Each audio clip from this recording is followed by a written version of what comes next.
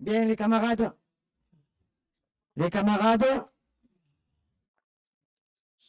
septembre, ça fait longtemps que vous n'êtes pas vus? Ah.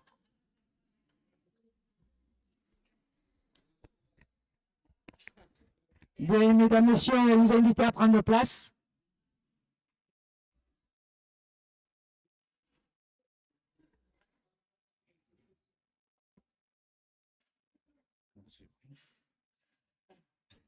Je tiens d'abord à excuser Jérémy Baki pour son absence. Malheureusement, il ne peut pas être avec nous aujourd'hui, mais il tient à vous saluer toutes et tous. Je tiens à remercier d'abord le PGE d'avoir voulu organiser cette initiative dans notre département. Remercie la Commission nationale du logement du Parti communiste français qui s'est associée à cette initiative. Vous le savez, notre département, sur la question du logement, a été frappé par un drame terrible. Un drame qui a soulevé la question de l'habitat et du logement indigne. Je crois qu'aujourd'hui, partout en France, mais aussi en Europe, ces questions-là soulèvent l'indignation de grand nombre de nos concitoyens. Les politiques européennes, françaises, doivent prendre en compte la situation dans laquelle se trouvent des milliers de citoyens. Habitat indigne, logements sociaux manquants, logements vacants qui servent à des Airbnb souvent, surtout dans le sud de la France. C'est un combat que nous menons, nous les communistes, depuis des années, qu'il nous faut accélérer. Et je dirais même que le droit au logement devrait être un droit régalien aujourd'hui. S'il est écrit dans la Constitution de manière furtive, je crois qu'il faut qu'il soit inscrit dans une loi qui interdit, les locations rémunératrices qui arrangent bien le grand capital, souvent, ou de grands riches concitoyens, dont on ne donnera pas les noms, mais localement on en a quelques-uns, que tout le monde puisse vivre, avoir un toit, c'est un principe de base que devrait connaître notre pays, et plus largement la France. On voit la hausse des loyers, les charges augmentées. Ça a un impact terrible sur les revenus de chacun.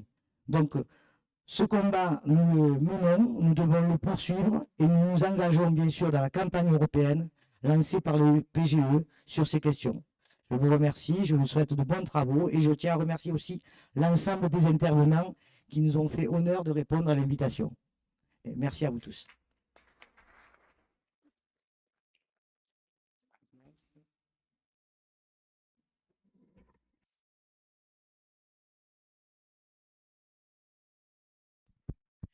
Merci beaucoup. Moi, je suis Hélène Bidard. Je suis de l'exécutif national du Parti communiste français et je suis aussi au secrétariat du Parti de la gauche européenne.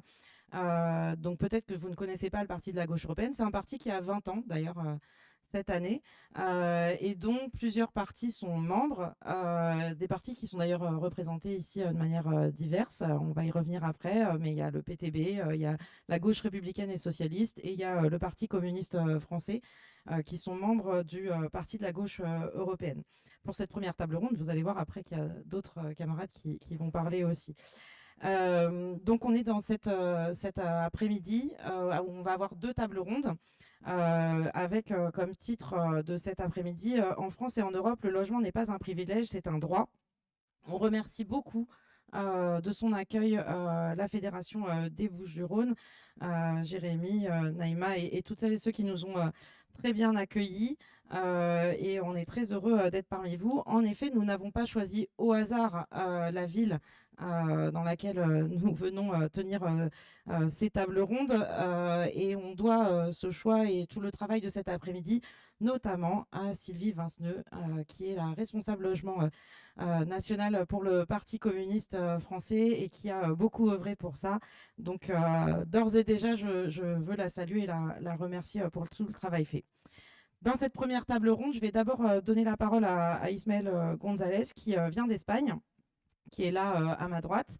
et qui a déjà milité dans sa vie avec le Parti communiste espagnol et Izquierda Unida sur les questions de logement.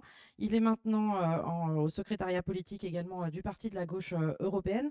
Et le Parti de la gauche européenne a décidé de lancer toute cette année une grande campagne avec donc les partis membres dans les différents pays sur la question du logement. Et donc, je vais lui laisser la parole pour ouvrir cette première table ronde, pour dépeindre le contexte au sein de l'Union européenne, alors que nous sommes à un moment où, dans les institutions, on ne peut plus faire semblant et fermer les yeux, y compris au niveau européen, puisque pour la première fois, il y a un commissaire européen en charge du logement, et où, dans le même temps, il y a des nombreux mouvements sociaux qui ont lieu en Europe sur ces questions-là, notamment à Madrid ou encore à Bruxelles. D'ailleurs, on en parlera après avec un autre invité. Et donc, pour dépeindre ce contexte, je donne tout de suite la parole à Ismaël González. Merci beaucoup, c'est vraiment un plaisir et remercier, comme disait Hélène, les camarades du Parti communiste de France, la section et évidemment aussi tous les camarades qui aujourd'hui nous ont fait à Sophie Camard pour nous faire la visite de la, bon, pas de la ville de toute Marseille, mais au moins de la rue Aubagne. Pardon, de la rue Aubagne. Et donc, on a pu connaître aussi la réalité de Marseille et pourquoi vous avez eu des problèmes aussi, évidemment, sur l'ubérisation du logement et sur les problèmes de logement que vous avez dans cette ville. Et donc, c'est vraiment important pour le Parti de la gauche européenne connaître la réalité, non seulement parler de la réalité, mais aussi connaître la réalité avec les élus locaux, avec les camarades des organisations, des partis qui font le travail à la base dans les mouvements sociaux, dans les quartiers et qui souffrent les problèmes de logement. Quand on parle du problème de logement, ce n'est pas une chose mineure. Ça affecte à des milliers de personnes, pas des milliers, à des millions de personnes au niveau de toute l'Union européenne. Et seulement pour vous donner quelques données, c'est des données qu'on n'a pas inventées nous ici, c'est des données du service d'investigation du Parlement européen, c'est des données de Eurostat, c'est l'agence de statistique du Parlement européen, c'est des données donc qui sont fournies par les États membres de l'Union européenne. Le prix de l'immobilier, en moyenne, il a augmenté de plus de 48% dans toute l'Union européenne. Par exemple, à Paris, on a maintenant ici une conseillère de Paris qui le souffre, il faut 16 ans de loyer moyen pour acheter 20 mètres carrés.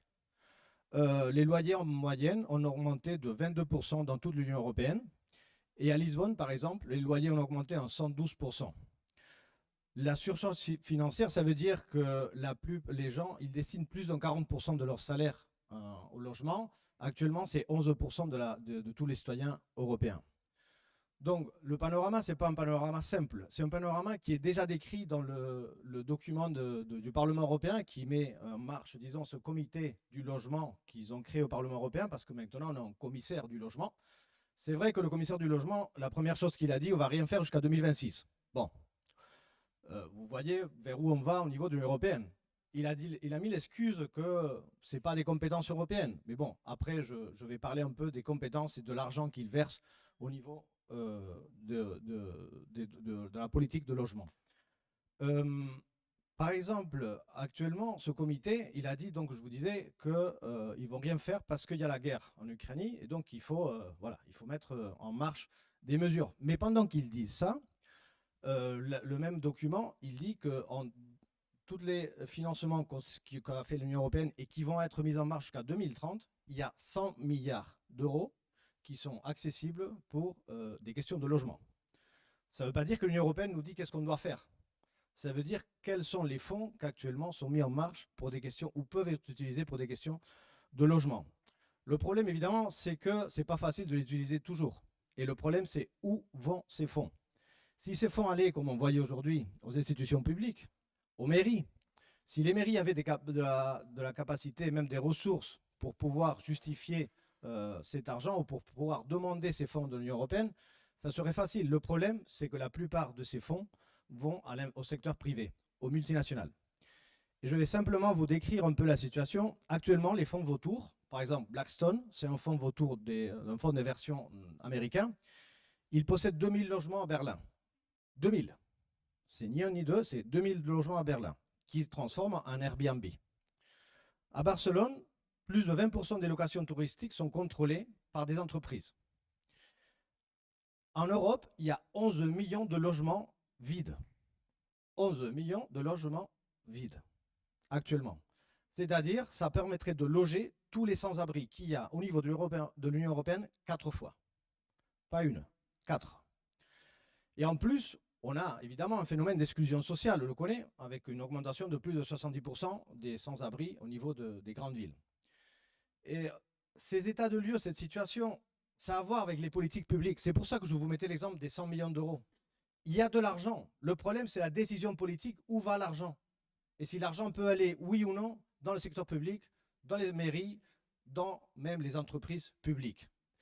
Évidemment, si la politique d'austérité a dit que les mairies, les institutions publiques ne pouvaient pas s'endetter, ne pouvaient pas investir sur le public, c'est difficile d'accéder aux fonds de l'Union européenne. Donc, qui c'est qui accède à nouveau aux fonds de l'Union européenne? C'est les grandes multinationales, c'est les grandes entreprises du marché de l'immobilier.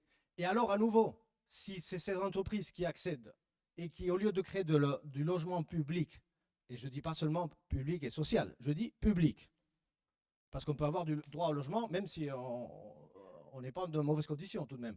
Parce que le problème, c'est qu'actuellement, le logement, c'est plus un droit, c'est presque une marchandise. C'est vraiment une marchandise, disons. Et donc, comme on ne peut pas gaspiller, on ne peut pas mettre en marche des outils publics, qui c'est qui achète à nouveau? C'est les fonds vautours. Et donc, c'est pour ça que les prix continuent à augmenter dans les villes. Parce que si l'inversion publique qui vient de l'Union européenne, que nous tous, on a payé avec nos impôts, elle va tomber dans les poches à nouveau des fonds vautours et des multinationales, eh bien, on est dans un cercle vicieux. Parce qu'on est en train de financer avec nos impôts le cercle vicieux disons, de la spéculation financière réelle avec les multinationales. Donc, c'est des décisions politiques qu'on attend et qu'on devrait mettre en marche. Et ce n'est pas des excuses. On ne peut pas écouter, quand le problème du logement est tel que je viens de décrire, qu'on ne peut pas rien faire jusqu'à 2026. Parce que déjà, il y a en place du financement direct. Donc, on pourrait évidemment, il y a des alternatives. On va parler plus tard sur les alternatives tout au long de la journée, donc je ne vais pas rentrer en détail. Mais en premier lieu, il est évident que l'inversion publique en logement social et pour tout le monde, et pour toutes les familles en général, c'est imprescindible. On ne peut pas contourner un élément qui est clair, parce que sinon, on ne peut pas stopper l'augmentation des prix. En deuxième lieu, il faut congeler les loyers, il faut stopper le prix des loyers. Il y a des lois que peuvent faire les États. Nous, en Espagne, on l'a vu, on a pu faire une loi au niveau de l'État qui a mis qui a topé le prix des loyers. Mais le problème a été qu'à nouveau, quand c'était les régions qui avaient les compétences, peut-être ici ce serait l'analogie, ce serait les départements, et donc comme c'était la droite qui est dans la plupart des gouvernements des régions, ils ont décidé de ne pas appliquer la loi. Donc, s'il y a des régions qui peuvent appliquer la loi, on est arrivé, c'est le cas de Barcelone, parce que c'est une grande ville, on est arrivé à stopper, à paralyser, disons, à stopper, à mettre une limite au prix du loyer. Mais dans le reste des régions d'Espagne, c'est impossible. Parce que, à nouveau, et ça reprend la première partie de mon intervention, la droite, elle veut donner des subventions publiques aux fonds vautours. Et c'est à nouveau qu'on rentre dans la spirale. Parce que c'est les fonds vautours qui font augmenter les prix en créant plus de logements touristiques. Et je vais mettre seulement un exemple pour que vous voyez, ça a été vraiment grave. C'est pas seulement arrivé à Madrid, c'est arrivé à Berlin aussi. La droite, à l'époque, dans la crise de 2008, 2012, 2015, comme il disait qu'il y avait de la dette, qu'on devait, on devait faire de l'austérité, ils ont vendu des logements publics aux fonds vautours. Donc, des familles qui avaient eu droit à un logement public, social, avec des conditions concrètes, c'est-à-dire un niveau salarial, si tu as un fils, tu as deux fils, tu as des personnes dépendantes, oui ou non, voilà. Leur logement a été vendu à des fonds vautours. Et les fonds vautours, ils sont allés voir un par un chez eux en leur disant ou tu changes le contrat ou on va te virer d'ici. Évidemment, quand tu changeais le contrat, il n'y avait plus de contrôle, disons, sur les prix. Et donc, c'est un processus que l'administration publique a vendu des logements publics et sociaux, et il y a eu des milliers de personnes qui ont été virées, et c'est encore en cours judiciaire, c'est en procès judiciaire à Madrid. Plein de logements sociaux vendus pour que les fonds vautours fassent de la spéculation directement dans les quartiers pauvres et dans les quartiers ouvriers de Madrid. Donc c'est pour ça qu'on ne peut pas séparer le débat de l'inversion publique, c'est-à-dire oui, il y a de l'argent, oui, il y a des ressources qu'on peut utiliser sans rentrer dans les compétences des pays, sans rentrer dans les compétences des municipalités. Il y a de l'argent. Le problème, c'est qu'au niveau politique, l'Union européenne et la plupart de la droite ne veut pas que cet argent aille au service public. Et il n'y a pas, en même temps, il y a une phase de dérégulation très importante pendant beaucoup de temps qui a enlevé des compétences et des ressources aux municipalités, donc qui fait encore plus difficile qu'on puisse accéder à ces fonds en conditions. Donc, pour conclure, on va parler après, évidemment, mais c'est une question de décision politique. Et c'est aussi en même temps une question de savoir qu'on peut changer les choses, qu'on a la capacité, et que l'Union européenne, même si actuellement, c'est une structure qui donne de l'argent aux élites et qui nous fait, à nous, nous appauvrir ou perdre encore plus d'argent à cause de politiques de logement ou de politiques d'austérité, il y a la capacité au niveau de l'Union européenne pour que notre vie soit meilleure et on puisse au moins avoir droit à un logement, que je crois que c'est le minimum que toute personne mérite dans sa vie. Merci.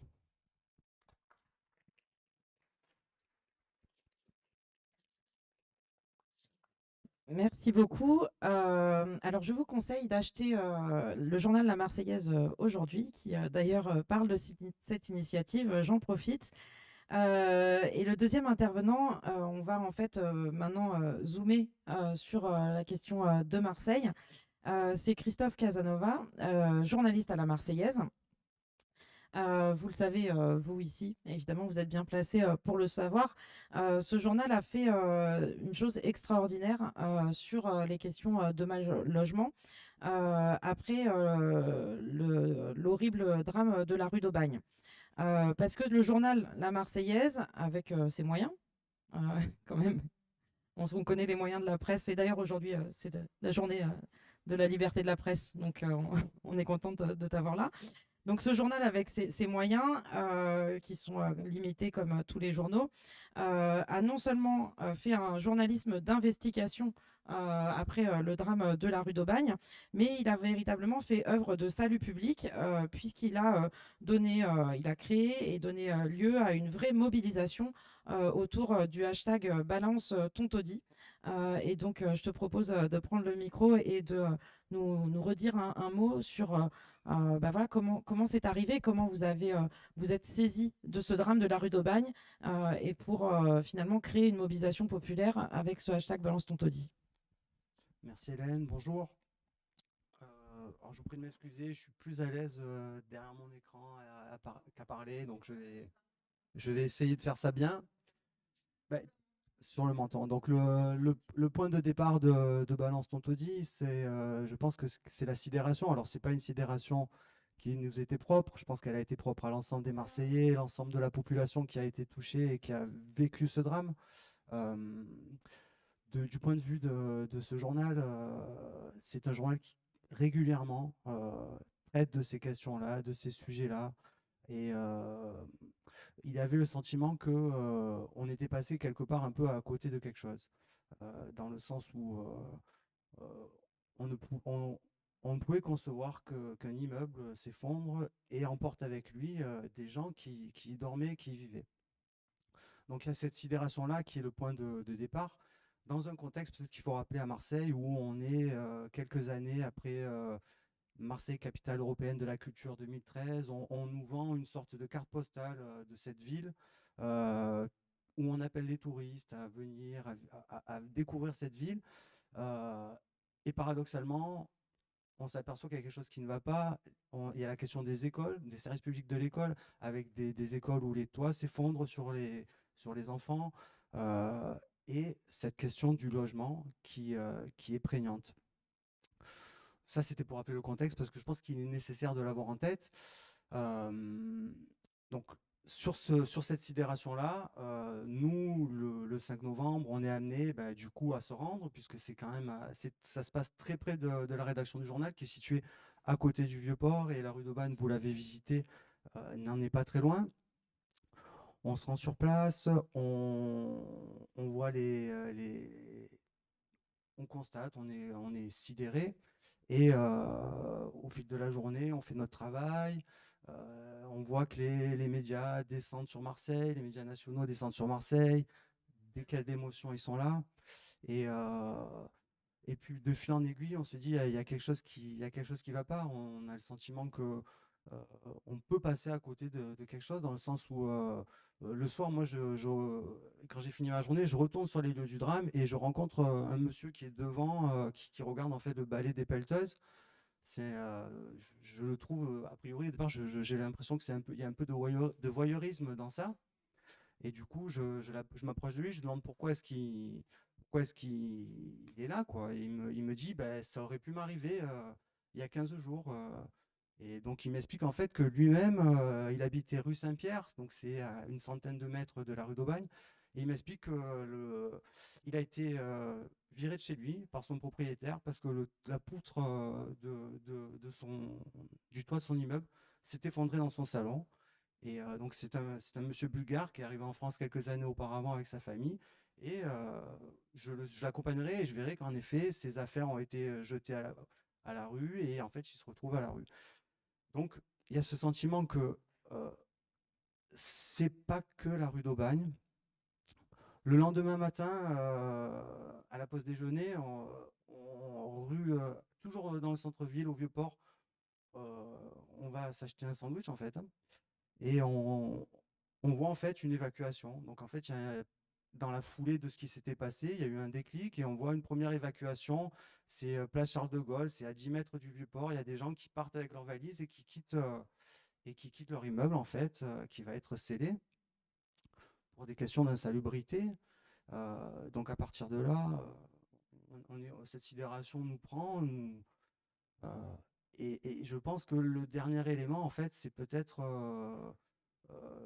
je crois que c'est le lendemain soir, en fait. On a des élus de la ville de Marseille, en fait, qui se mettent en scène sur les réseaux sociaux, alors qu'il y a ce drame avec des gens qui sont sous les décombres, qui participent à une soirée chocolat, hein, et qui se postent sur les réseaux sociaux en train de participer à cette soirée chocolat. Donc des élus qui sont en fonction au sein des pouvoirs de cette ville. Donc on se dit, on a le sentiment que les choses continuent et que, mine de rien, ça va passer. Les caméras nationales, une fois que l'émotion du drame sera passée, vont repartir, etc. On se dit, et on se dit non, c'est pas possible en fait. Donc c'est un peu ce contexte-là qui a fait que on s'est dit, c'était un peu du coup la mode, hein, on va dire des hashtags balance quelque chose, et on s'est dit non, il faut que les gens s'expriment en fait, il faut que les gens aient la parole. C'est une situation qu'on décrit depuis des années, c'est pas entendu. À cette occasion-là, leur parole doit résonner d'autant plus fort. Donc c'est un peu parti comme ça. On s'est réunis, on a un peu réfléchi à ce qu'on pouvait faire. On a décidé de mettre en ligne un formulaire où les gens témoigneraient de l'indignité dans laquelle ils vivraient. Donc c'est ce fameux hashtag Balance ton taudis qu'on a porté et qui a généré énormément de retours. On a reçu du coup sur ce formulaire près de 250 signalements dans Marseille, hors de Marseille aussi, dans des départements limitrophes, en Seine-Saint-Denis aussi. On s'est évidemment concentré, nous, sur notre secteur. On est allé voir ces gens-là. On a, on a essayé de documenter leur quotidien et leur donner la parole. Donc, en effet, c'était une partie de notre travail. En parallèle, on a continué la seconde, qui était de suivre ce qui se passait sur la rue d'Aubagne, d'accompagner les délogés. Je pense qu'on y reviendra plus tard. Peut-être il y a la question de la mobilisation qu'il y a eu autour. Et puis également, ce qui a aussi changé à ce moment-là, il faut avoir en tête, c'est-à-dire que sur l'année 2018, je crois qu'il y a, ou 2017, je me souviens plus exactement, je crois qu'il y a 2 périls qui sont posés sur la ville, en fait, hein. C'était des documents qui étaient inaccessibles. Et si vous voulez, dans la foulée, il y a eu, dans la foulée du hashtag et dans la foulée de ce drame, il y a eu une quantité inquantifiable même de périls qui ont été posés avec leur publication. Donc, ils ont été publiés en ligne. Je pense que la demande était forte.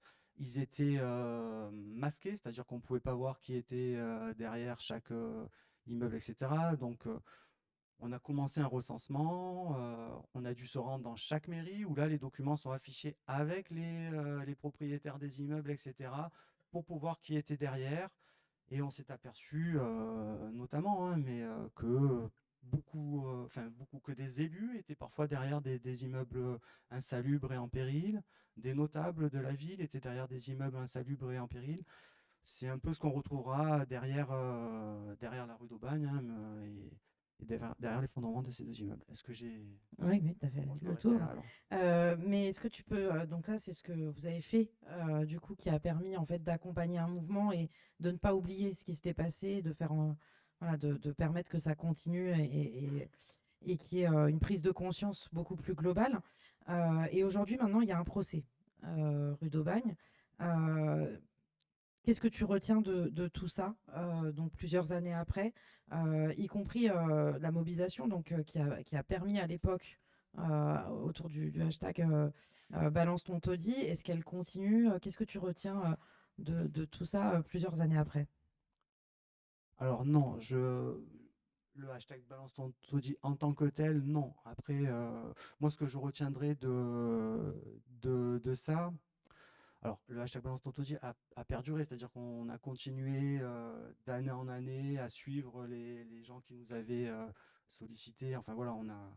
Mais ce que je retiendrai, oui, c'est peut-être cette question de la mobilisation qu'il y a eu autour, la mobilisation sociale, du coup, associative, avec des collectifs qui se sont mis en place pour accompagner les personnes qui étaient évacuées, parce qu'on a eu, je crois, entre 10 et 12 000 personnes évacuées sur Marseille en l'espace de quelques années. C'est monumental, en fait, on ne se rend pas compte. Au début, les pouvoirs publics, et du coup la mairie n'était pas du tout parée à ça. Ça a été assez rocambolesque. Et, euh, et le travail qui a été fait par les militants de terrain, les acteurs locaux qui travaillaient sur ces questions-là, a été un cela remarquable. Je retiendrai le combat qu'ils ont mené pour la charte du relogement. Ça a été un long combat qu'ils ont mené avec la première municipalité, qu'ils ont poursuivi avec le printemps marseillais qui a pris les commandes de la ville en 2020. Je retiendrai les manifestations et les mobilisations qu'il y a eu sur Marseille euh, en 2018, en 2019, en 2021, 2022. Je retiendrai ces grands élans populaires qu'il y a pu avoir. Je retiendrai aussi les commémorations, toujours dignes. Euh, et c'était quelque chose qui, je pense, a compté en fait dans la persévérance autour de ce sujet-là et qui a amené et qui a accompagné en fait ce procès qui, euh, mine de rien, s'est tenu assez rapidement. Il y a eu un travail judiciaire qui a été, je pense, efficace, poussé par la mobilisation sociale, poussé par je pense, par les médias aussi. Voilà, je retiendrai tout ça. Après, je ferai pas un bilan parce que je pense qu'il y a encore beaucoup de travail. Je pense que les représentants de la mairie qui sont là pourront en témoigner. Les choses sont lancées. Il y a sans doute beaucoup d'impatience sur ces sujets-là, mais je crois que la ville partait de très très très loin. Merci beaucoup. Vous pouvez l'applaudir pour tout ce qu'ils ont pu faire.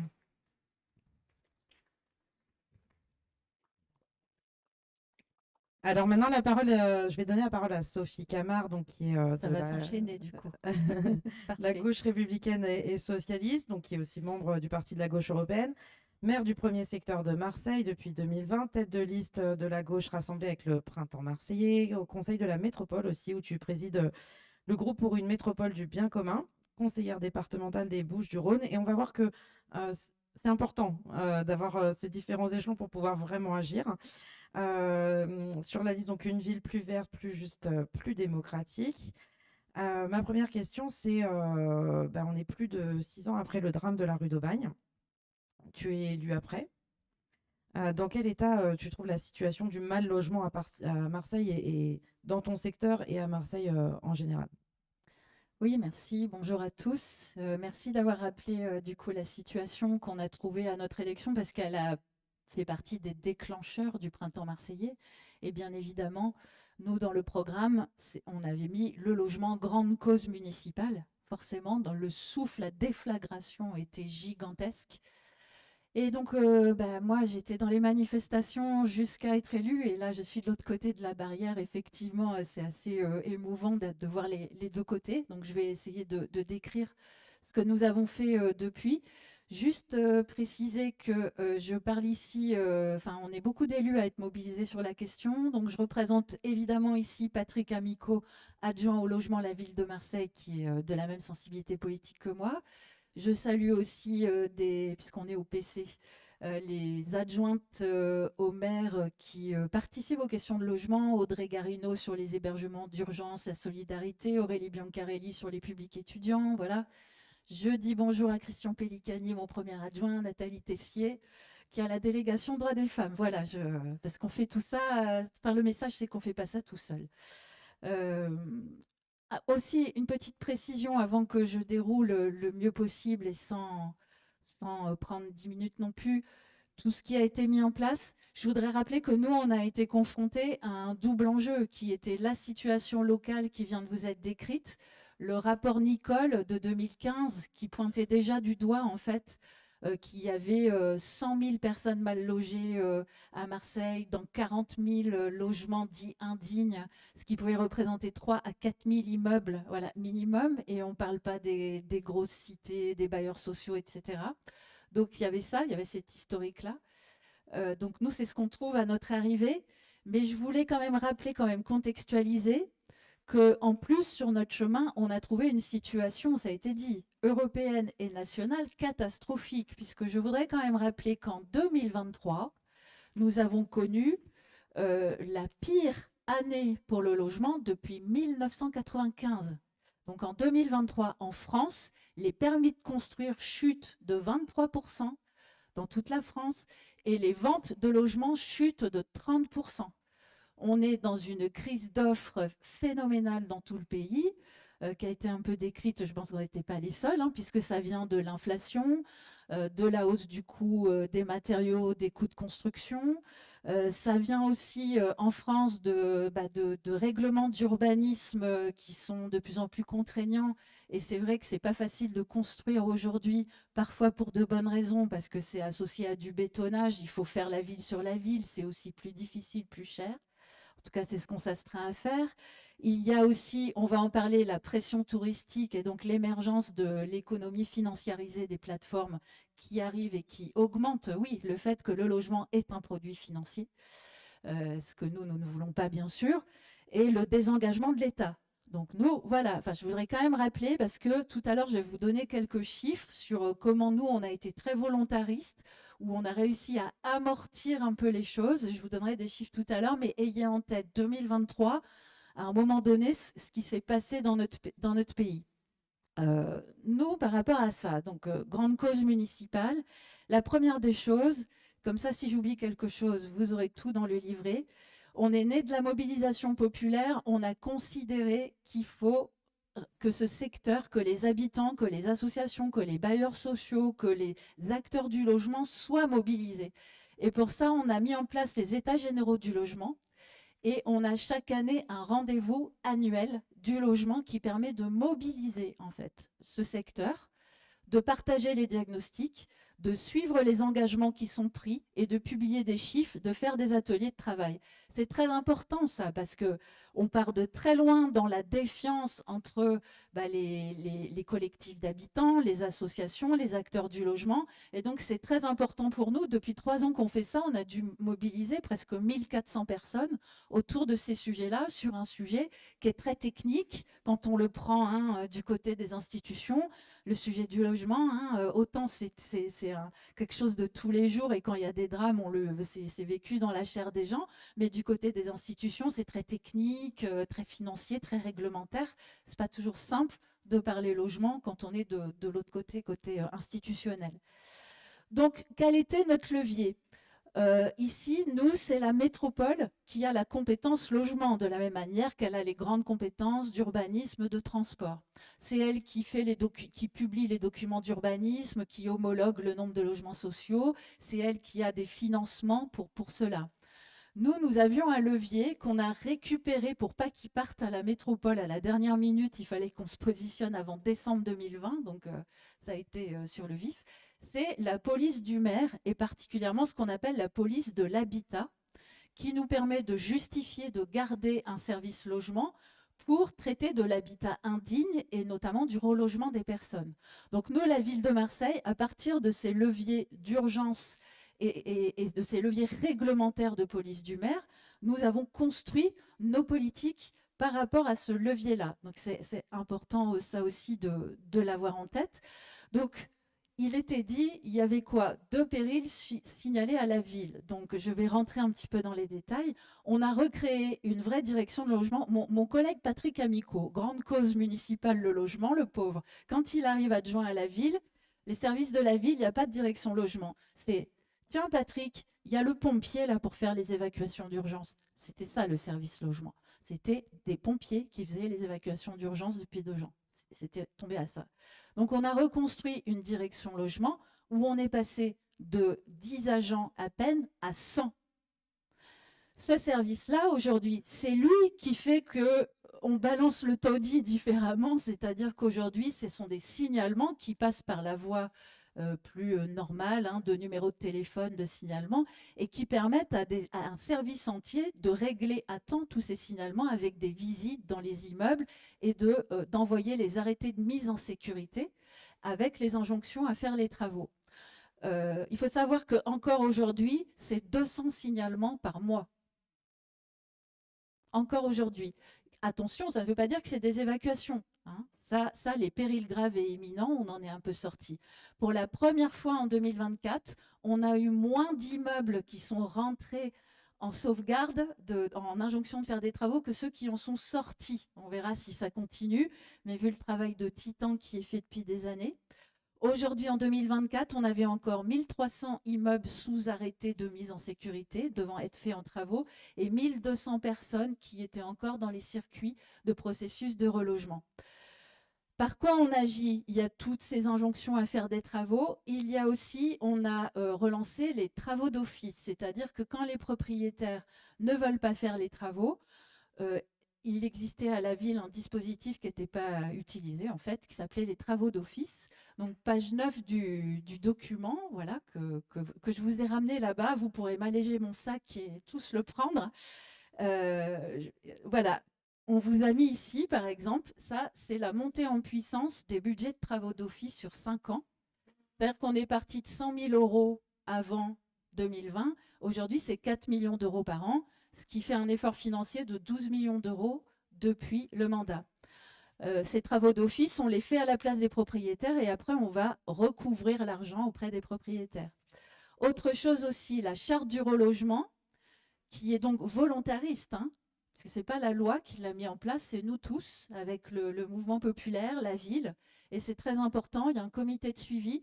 Ça veut dire que la ville finance, elle passe un marché avec un bailleur social qui reloge les personnes quand le propriétaire est défaillant là aussi. Cette charte du relogement, depuis 5 ans, c'est 31 millions d'euros. D'accord ?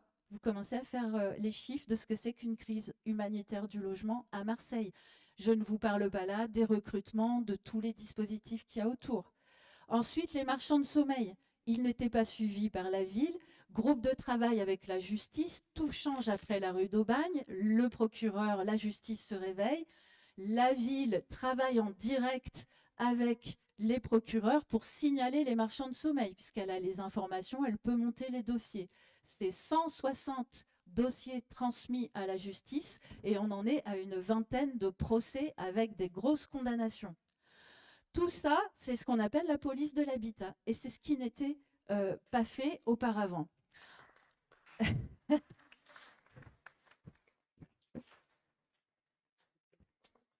Et ça, ce n'est que l'urgence. Ça, ce n'est que faire respecter le droit. D'accord ? Mais après, il faut réparer il faut réhabiliter. Donc là, la ville, on ne le fait pas tout seul. Il a été mis en place, après l'effondrement des immeubles, une société publique d'intérêt national dans le centre-ville, SPLAIN, qui était une coquille vide jusqu'à ce qu'on arrive, parce qu'elle est mise en place juste avant les élections, le Covid, il ne se passe rien, bon bref. Donc nous, on est élus et on a la charge de la doter d'une vraie direction et des équipes nécessaires pour travailler. Cette société-là, qui a donc la métropole et l'État dans son actionnariat, a donc la compétence de lever les financements. Et donc, on a 100 millions d'euros de l'ANRU pour réhabiliter tout le centre-ville de Marseille comme un centre ancien, ce qui est la première fois en France que l'ANRU finance non pas des grosses démolitions, reconstructions, mais une réhabilitation de centres anciens avec pour objectif de récupérer 180 immeubles, nous en sommes à 70, de faire les travaux de grosses œuvres et ensuite de les confier à des bailleurs sociaux, puisque nous ne voulons pas gentrifier, nous voulons garder le caractère mixte et populaire de ces quartiers. Et donc pour cela, il faut mettre des logements sociaux. Il y a très peu de logements sociaux familiaux dans le centre-ville. C'était l'habitat indigne qui servait et qui sert encore de logement social de fait, comme on dit, avec des situations d'exploitation humaine absolument scandaleuses. Donc voilà l'objectif qui est fait. Et cette société publique s'occupe aussi je travaille, donc moi je siège à son conseil d'administration, et donc on fait de la concertation avec les habitants, on s'occupe aussi de refaire les travaux de voirie d'espace public, je développerai ça peut-être un peu plus tard, et donc je vous ai montré ce matin les premiers immeubles sur les travaux, rue Jean Roch, et le haut de la rue d'Aubagne va démarrer à la fin de l'année. Il a fallu les exproprier, et ensuite maintenant on va rentrer en phase travaux.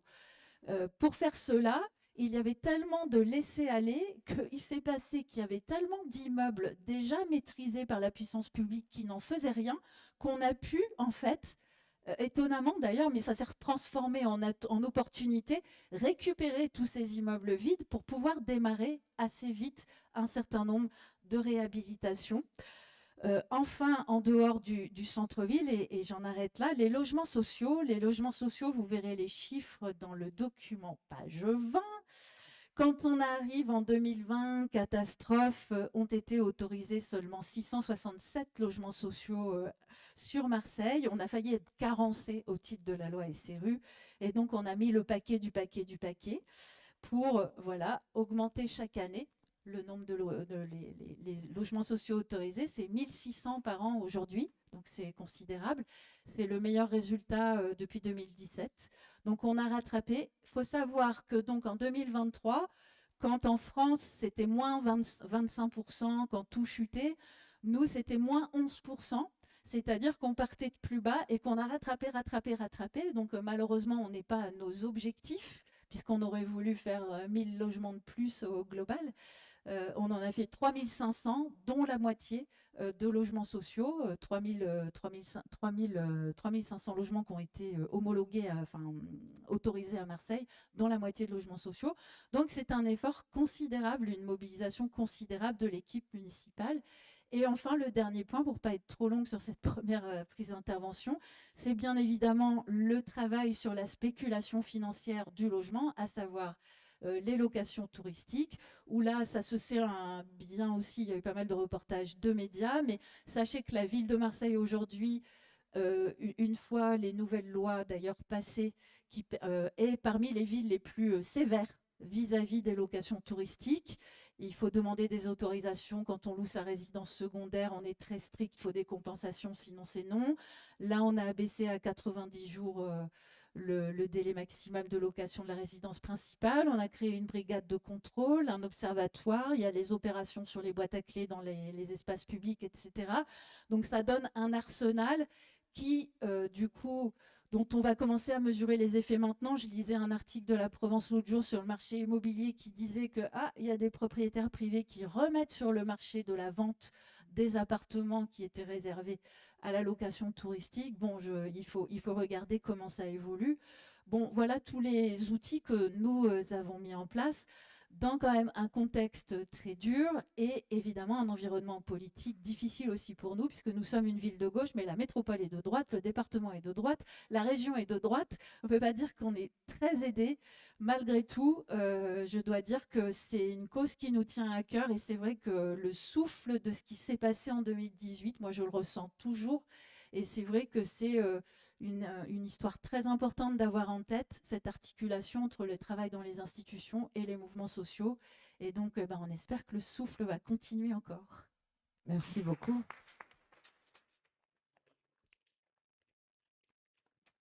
Alors, juste Sophie, je te laisse reprendre ton souffle, justement. C'est un plaisir d'avoir des élus qui connaissent aussi bien le sujet et qui sont aussi compétentes. Tu l'as dit tout à l'heure, c'est néanmoins un sujet compliqué, le logement. Il y a les enjeux de foncier, les enjeux de compétences, les enjeux de financement. Il y a beaucoup de sujets techniques autour de ça. Et c'est des enjeux qui prennent énormément de temps. Entre le temps de la prise de décision politique et la sortie de l'immeuble, la fin des travaux, souvent il y a parfois des dizaines d'années. Or, je pense que tu veux nous parler de l'enjeu de la concertation avec les habitantes et les habitants, parce que il y a voilà, toute cette compréhension-là de ce qui se passe. Parfois, il ne se passe rien dans la rue, mais il se passe beaucoup de choses dans les réunions. On va chercher des financements, on se bat pour ça. Donc, est-ce que tu peux nous dire un mot de cet enjeu de la concertation ? Oui, au préalable, je pense qu'il faut effectivement parler de la difficulté à maîtriser le foncier, on appelle ça, c'est-à-dire l'exproprier, l'acquérir ou le préempter. Ça, c'est possible en France, mais il faut savoir qu'en France, le droit de la propriété est très, très, très, très, très protégé et constitutionnel. Donc, il faut savoir que le plus dur, quand on veut réhabiliter un immeuble indigne, c'est la maîtrise du foncier. C'est ça qui prend le plus de temps. On en parlera peut-être plus tard, mais moi je vous parle du centre-ville. Je ne vous ai pas parlé encore, et parce que c'est un chantier qui est devant nous, des très grosses copros dégradées, notamment qu'on trouve dans les quartiers nord, où là c'est des centaines de propriétaires qu'on peut trouver au même endroit. Il faut savoir que tant qu'on ne trouve pas tous les propriétaires un par un, ça bloque la procédure d'expropriation permettant de commencer quoi que ce soit. Et des fois, donc un des sujets qu'on a sur le logement, c'est toutes les configurations qui sont favorisées par la financiarisation du logement, où on ne trouve plus de propriétaires occupants ou de propriétaires bon père de famille qui n'est pas très loin et qui loue son logement, mais des propriétaires très éloignés de leur logement, des propriétaires pour qui c'est un placement financier à distance, un avantage fiscal, un investissement. Et ça va de plus en plus loin. Il faut savoir qu'il y a des plateformes numériques aujourd'hui qui vous vendent des parts d'appartements. Pour 10 €, investissez dans l'immobilier. Mais le problème, c'est que tout ça, en fait, moi j'ai remarqué, les immeubles les plus dégradés, ce sont des copros où les propriétaires sont loin. Vous n'arrivez pas à les retrouver, ils sont à l'étranger, ils ne sont pas là, il y a des problèmes d'héritage, voilà. Et ça entraîne le fait qu'on ne va pas soigner, en fait, sa copro, pour ce qui concerne les copros. Donc la financiarisation du logement, tous ces effets. Le fait en plus aujourd'hui, le stade supplémentaire de la financiarisation du logement, c'est qu'on en vend même la propriété à la découpe jusqu'à des petites parts, mais on en vend le service puisque la location touristique, c'est même plus la propriété qui est vendue, c'est l'usage du logement, le fait d'y résider quelque temps. Mais ça pour moi, c'est une des causes de l'habitat dégradé dans la mesure où il n'y a plus tout simplement, on n'y habite plus. On ne prend plus soin de son bien et on est passé d'un bien immobilier à un actif financier. Voyez, et c'est ça qui fait que dans la cause, on a beaucoup de sujets dans les procédures de maîtrise foncière. Donc ensuite, par rapport à ça, du coup, c'est long. Ça peut être parfois très, très, très long. Et je l'ai vu d'ailleurs sur le centre-ville où la société publique est très compétente et elle tient ses calendriers. Nous avons pensé, comme je vous l'ai raconté ce matin, qu'il était important d'articuler le court terme et le long terme et que pour créer un climat de confiance avec les habitants, il y ait des actions qui se voient à court terme. Donc d'ailleurs, la location touristique permet de faire ça, parce qu'au moins la location touristique, quand on tape du poing sur la table, quand les gens nous signalent que voilà, dans un quartier dégradé, il y a des touristes dans des taudis, enfin, je veux dire, au moins on peut intervenir dans l'immédiat.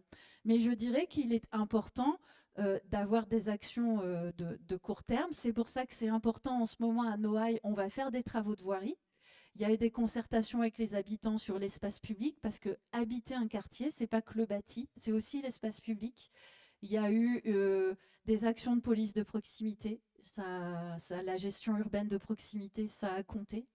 Et il y a aussi, je l'ai gardé pour la fin parce que c'est très émouvant pour nous et très important, tout un travail qui a été fait avec le quartier et les familles des victimes des immeubles effondrés de la rue d'Aubagne pour remettre sur la dent creuse, ce qu'on appelle la dent creuse de la rue d'Aubagne.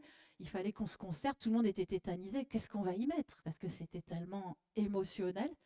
Et donc, on a décidé tous ensemble d'y mettre une petite maison de quartier dont les travaux démarrent maintenant. Les familles des victimes et des représentants du quartier ont été dans le jury qui a choisi le projet. Et ça nous a permis en 2-3 ans, si vous voulez, d'avoir vraiment, c'est une sorte de symbole qu'on peut voir en vrai sur le lieu emblématique de la lutte de l'habitat indigne et qui en plus va se déclencher maintenant puisqu'il va y avoir ce lieu, cette petite maison de quartier et en plus les travaux sur les immeubles qui vont démarrer dans la foulée. Donc ça, c'était très important d'articuler court terme et long terme et de ne pas attendre, en fait, moi je dis souvent le mieux est l'ennemi du bien parce que vous pensez que quand vous allez avoir tout réhabilité, ça y est, vous n'aurez plus de problème dans le quartier, mais c'est pas vrai, c'est un processus. Et particulièrement dans notre monde d'aujourd'hui, si les habitants n'ont pas confiance, s'ils ne participent pas, bah vous ratez un peu votre cible, même si vous mettez beaucoup d'argent et que les procédures, elles avancent. Donc ça, je pense que c'est très important par rapport à ça, tout ce travail qui est fait de présence et de contact du quotidien et d'être au plus près des habitants. Merci beaucoup. J'ai oublié de dire, applaudissez-la d'abord, pardon. J'ai oublié de dire qu'on allait faire un petit tour, s'il y a quelques questions-réponses, on fera un petit tour après, normalement on devrait avoir le temps. Ensuite, je vais donner la parole à Marianne Margaté. D'abord, je suis très heureuse d'être aux côtés d'une sénatrice communiste féministe. C'était important pour nous. Il faut savoir, je vais en profiter pour parler un peu de lutte contre les violences faites aux femmes, que la loi, c'est que le conjoint violent doit partir. Ça, c'est la loi. Mais que l'enjeu du logement est aussi un enjeu très important pour les femmes victimes de violences. L'enjeu des CHU, des CHRS, des centres d'hébergement, l'enjeu du logement aussi. Et souvent, la décohabitation, le fait de pouvoir trouver un logement, c'est ce qui sauve des vies. Pour les femmes victimes de violences. Et j'en profite aussi pour saluer Nathalie Tessier, mon homologue marseillaise en charge de l'égalité femmes-hommes et de la lutte contre les violences faites aux femmes. En 2023, c'est 200 000 femmes victimes de violences conjugales, plus de 200 000 femmes victimes de violences conjugales en France. En moyenne, une femme victime de violences effectue 6 départs avant de pouvoir partir réellement, c'est-à-dire 6 départs infructueux avant de pouvoir quitter le conjoint violent, principalement à cause du problème du logement.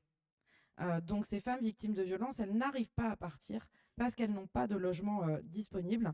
La plupart ont des enfants et donc plus d'une sur 6 a besoin d'un hébergement d'urgence avant de pouvoir trouver des logements. Donc ce sont des situations d'urgence et donc typiquement avoir des logements qui permettent la décohabitation, c'est aussi éviter des féminicides. Ça fait partie des enjeux qu'il faut avoir en tête. Sans compter qu'une fois qu'elles sont parties, elles ont une perte de revenus et une précarité qui font qu'elles sont aussi, et que le coût du logement précarise aussi ces femmes victimes de violences. Mais j'en reviens à donner la parole à Marianne, puisqu'elle a fait un travail central au Sénat pour la mise en œuvre de politiques publiques au niveau national sur la question des copropriétés dégradées, ce qui est un élément principal du mal logement. Donc Marianne, tu as mené ce rapport national sur les copros dégradés. Je vais te laisser nous en dire un mot. Oui, merci. Bonjour à toutes et à tous. Donc, je suis, Hélène m'a présenté, Marianne Margaté, je suis sénatrice en Seine-et-Marne. Voilà, et je suis très contente d'être à Marseille pour ce débat et de découvrir en effet voilà, la réalité marseillaise et puis l'engagement des militants associatifs comme politiques, comme des élus sur la question du mal logement. Peut-être pour... et puis je pense que c'est important, enfin en tout cas moi j'étais très intéressée à ce débat parce que ça donne une voilà, une perspective européenne et bien montrer ce lien entre ce qui se passe au niveau européen et au niveau local, pour montrer que les politiques d'austérité libérales au niveau européen, on les paye de plein fouet au niveau français. Et quand on regarde un peu le paysage des politiques du logement dans les pays européens, je pense qu'on a de quoi unir nos forces pour faire valoir le droit au logement digne pour toutes et tous. Avant d'en passer au copro, moi, c'est un peu des conclusions. Je vais commencer par les conclusions, mais que j'avais tirées sur le rapport que j'ai pu produire sur la paupérisation des copropriétés dégradées. C'est qu'évidemment, on le sait, le contexte, la crise sociale, des bas salaires, des faibles revenus, des hausses de charges, tout ça nourrit la crise du logement. Et il n'y a pas une crise de logement, il y a des crises de logement. Il y a les crises du logement, il y a la crise de l'hébergement et notamment la place des femmes. Et moi, je me souviens, lorsqu'on a discuté sur le projet de loi de finances 2025, comment il a fallu se bagarrer pour dire que 203 000 places d'hébergement d'urgence, ce n'est pas assez, qu'il fallait donner 1000 places pour les femmes victimes de violences conjugales, 1000 femmes pour les femmes en prématernité, en maternité, en post-maternité, pour éviter que les enfants naissent dans la rue. Enfin voilà, la question de ce dont parlait Hélène était extrêmement prégnante lors de nos débats budgétaires et la difficulté de se faire entendre. Donc il y a une crise de l'hébergement, il y a une crise du logement social, vous l'avez dit, avec très peu de, 80 000 constructions de logements sociaux en 2023, ce qui laisse sur le carreau énormément de demandeurs, plus de 3 millions. Il y a une crise de l'accession sociale, voilà, avec une moindre possibilité, de plus en plus de difficultés pour les ménages de devenir propriétaires en accession sociale. Et puis il y a la crise évidemment des copropriétés, et j'y reviendrai. Et je pense que sur cette question du logement, moi, ça fait 1 an et demi que je suis sénatrice. Je pense qu'elle est conçue de plus en plus comme, comme une situation individuelle au niveau national. On la porte, y compris, elle est portée en fonction de mes besoins. Elle n'est pas portée comme une question collective. Et je pense que c'est tout l'intérêt, d'ailleurs, de ces débats, au niveau local comme national. En effet, la question du logement social, elle ne doit pas être regardée à l'aune de sa situation, mais à l'aune d'une réponse à un besoin fondamental. Et c'est une question collective, c'est une question politique, c'est en effet un droit, c'est une politique régalienne qui doit être mise en place. Et je pense que c'est très important parce que toutes les propositions de loi qu'on voit au Sénat visent à la rendre comme une question purement individuelle. Vous avez trop de revenus dans le logement social, vous n'êtes plus bienvenu, vous n'avez pas assez de revenus pour y rentrer. Enfin, on ne la juge qu'à travers des situations individuelles. C'est une question éminemment politique. Et moi, j'en suis également venue à me dire, mais on est dans un affrontement de classe très clair entre des travailleurs qui consacrent la majeure partie, ça a été dit, de leur salaire ou de leur retraite pour payer leur logement, et de plus en plus. Et d'un autre côté, des rentiers, des spéculateurs qui sont largement financés, qui bénéficient de niches fiscales. On est dans la question du logement est une expression d'un affrontement de classes très clair. Et je voulais vous donner un exemple c'était un des rapports, parce que les rapports du Sénat et de l'Assemblée nationale sont, dans leurs conclusions, parfois un peu décevants, mais dans leur contenu, souvent très intéressants, et notamment le rapport qu'avait produit Stéphane Peu, député, sur l'accès au logement, avait souligné sur la question des niches fiscales qu'aujourd'hui, la rente foncière, de manière distincte des revenus issus de l'investissement locatif en France, c'est 7 000 milliards d'euros en rente foncière. Voilà. Donc on a aujourd'hui, la rente foncière, c'est 7 000 milliards d'euros en France. Et donc ceux-là, ils défendent très bien leurs intérêts pour la conserver et pour la faire fructifier. Et donc je pense que c'est un élément qu'on doit garder en tête. Et sur la question des copropriétés, c'est aussi très clairement un affrontement de classe qui se passe, voilà, avec des copropriétés qui sont à la fois celles de propriétaires occupants modestes, de locataires modestes, de marchands de sommeil, comme ça a été dit, qui s'enrichissent dessus. Donc sur le rapport que j'ai pu produire, qui a été rendu il y a 9 mois environ, Donc notre groupe communiste, républicain, écologiste et Kanaki avait donc demandé à ce que ce rapport, je sois rapporteur de ce rapport qui s'intitule « La paupérisation des copropriétés, mieux connaître pour mieux la combattre ». Je vais vous donner quelques chiffres. Moi, j'étais partie sans a priori sur cette question-là parce que j'avoue que quand on est au Sénat, on apprend beaucoup de choses. Je n'avais pas de connaissances particulières sur les copropriétés. Pour le coup, ce que ça m'a permis de mesurer, c'est à quel point cette question n'est pas une question, et très peu une question de politique publique assumée. C'est un angle mort des politiques publiques. Et les auditions qu'on a pu faire, voilà, c'est une bombe sociale. C'est un angle mort, c'est assez invisible, mais ça s'aggrave et ça s'amplifie. Donc on est vraiment sur une question majeure en termes de logement et de mal logement. Pour vous donner quelques chiffres pour illustrer, donc on a environ 900 000 copropriétés en France, 13 millions de logements, voilà. 90% de ces copropriétés ont moins de 50 logements, dont 50% ont moins de 10 logements. Et c'est d'ailleurs la situation qu'on a vue ce matin. Ouais, c'était assez éclairant. Voilà. Et ce sont ces petites copropriétés qui représentent les 3/4 des copropriétés en difficulté. Aujourd'hui, 200 000 copropriétés sont en situation de fragilité. Et moi, ce qui m'a étonné dans ces chiffres, c'est le parc privé, et je ne l'avais pas mesuré, accueille 2/3 des ménages sous le seuil de pauvreté. Et 1/3 des occupants, des propriétaires occupants, sont des personnes modestes ou très modestes.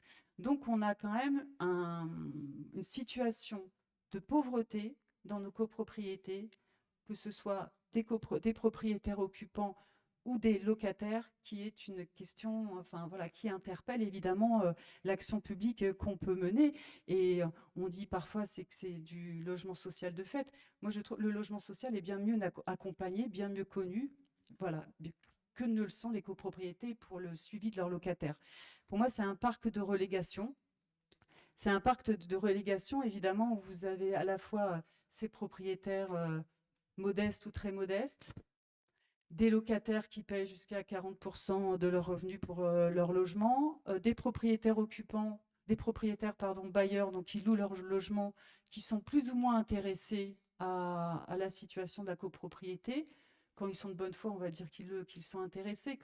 Sinon, leur intérêt, c'est de tirer de cet investissement locatif le plus de bénéfices.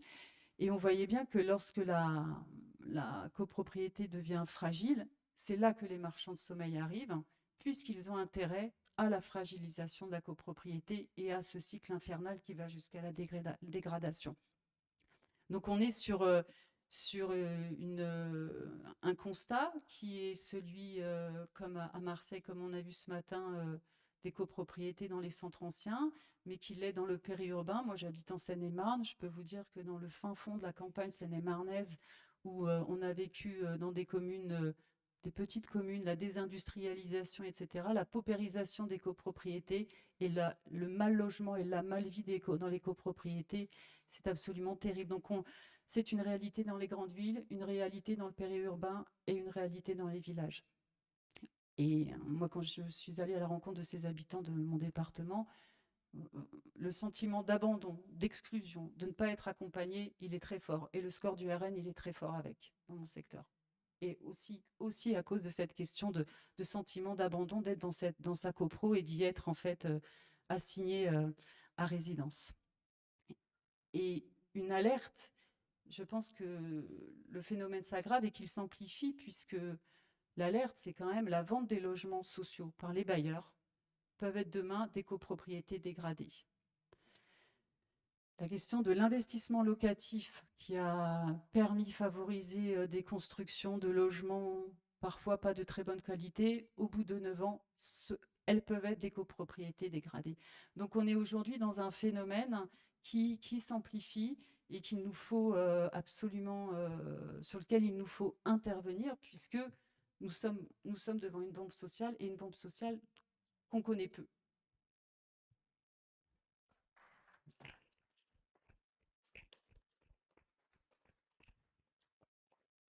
Marianne, tu as mentionné la correspondance probable entre le sentiment d'abandon et le vote Rassemblement national. Tu fais le lien. Tout à l'heure, tu disais aussi que vous avez des rapports très complets, mais que ensuite les propositions qui sortent de ces rapports, c'est plus compliqué, forcément avec la majorité au Sénat. Comment tu vois la suite en fait? C'est-à-dire que vous avez néanmoins fait des propositions dans ce rapport. Donc comment tu vois la suite après ce rapport? Quelles sont les batailles pour toi que nous devrions mener?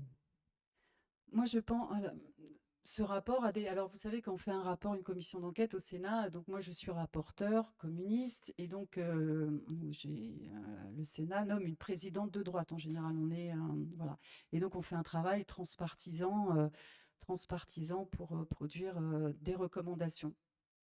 On avait avec la rapporteure qui est centriste. En tout cas, un constat, alors dans les propositions, c'est toujours un peu plus compliqué, mais un constat de l'urgence assez partagé, puisque elle vient du Pas-de-Calais et elle la vit, cette réalité-là. Après, c'est eux qui gèrent leurs contradictions entre la réalité qu'ils vivent et les moyens, et voilà, les moyens qu'ils veulent donner pour la résoudre. Mais moi, je pense que les opérations, comme ce qu'on a vu ce matin, comme sera demain ou pas, enfin la situation dans les quartiers nord sur les grosses copros qui sont qui sont des objets d'une telle complexité, voilà, et qui coûtent très cher, c'est qu'à un moment donné, il faut accompagner la copropriété en amont. Puisque le problème de la copropriété, c'est que l'intervention publique n'y est pas la bienvenue, puisqu'il s'agit d'une propriété privée. Et donc, on arrive à une situation absurde où la puissance publique n'intervient que quand la situation est dégradée. Donc, c'est là où elle est le plus complexe, c'est là où elle est le plus chère, c'est là où le mal logement s'est installé. C'est là où c'est très long et donc on ne peut pas agir rapidement. Enfin bon. Donc, l'intervention publique intervient beaucoup trop tard. Donc je pense que la copropriété, à un moment donné, doit doit être accompagnée pour se prendre en main. La copropriété, c'est quand même une gestion commune de biens parfois privatifs et parfois communs. C'est en termes de, c'est un exercice difficile quand même, la copropriété.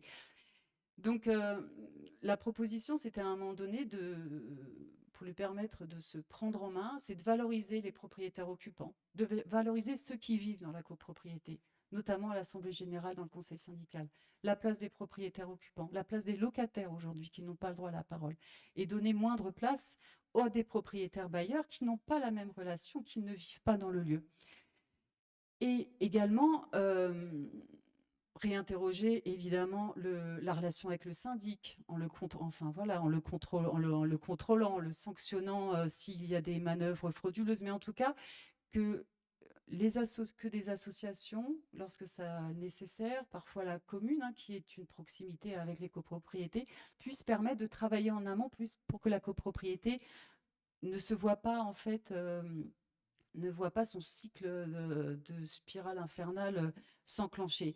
Et puis après, évidemment, se pose la question des moyens de l'État. Voilà. Et moi, je suis franchement admirative du travail qui est fait dans votre secteur, parce qu'il faut une volonté politique, une volonté financière qui est extraordinaire et les moyens de l'État. Et on voit que lorsque la puissance publique décide d'agir, elle peut faire des choses quand même de grande portée. Et donc, il y a la question de l'engagement de l'État. Alors, moi j'y suis attachée sur un dispositif lié aux petites copropriétés qui n'intéresse personne. La petite copropriété, les banques ne sont pas intéressées parce qu'elles trouvent que c'est trop casse-gueule, qu'on ne peut pas en tirer bénéfice et que c'est bien compliqué. Donc à un moment donné, de faire des dispositifs particuliers pour les petites copropriétés, de pérenniser le plan d'initiative copropriété qui est un dispositif sur les grosses copropriétés et que l'État mette les fonds nécessaires de manière pérenne. Et aujourd'hui, on voit qu'à chaque budget, ils sont rabotés. Et moi, je pense que je garde en tête ces 7 000 milliards de rentes foncières qu'il y a moyen de trouver l'argent pour y parvenir. Merci et puis une beaucoup. dernière chose, excuse-moi, qu'on interroge le droit de propriété, que le droit de propriété trouve sa limite pour garantir le droit à un logement digne pour tous. Et c'est bien dans ce rapport droit de propriété et droit à un logement digne qu'à un moment donné, il faut réinterroger. Merci beaucoup, Marianne.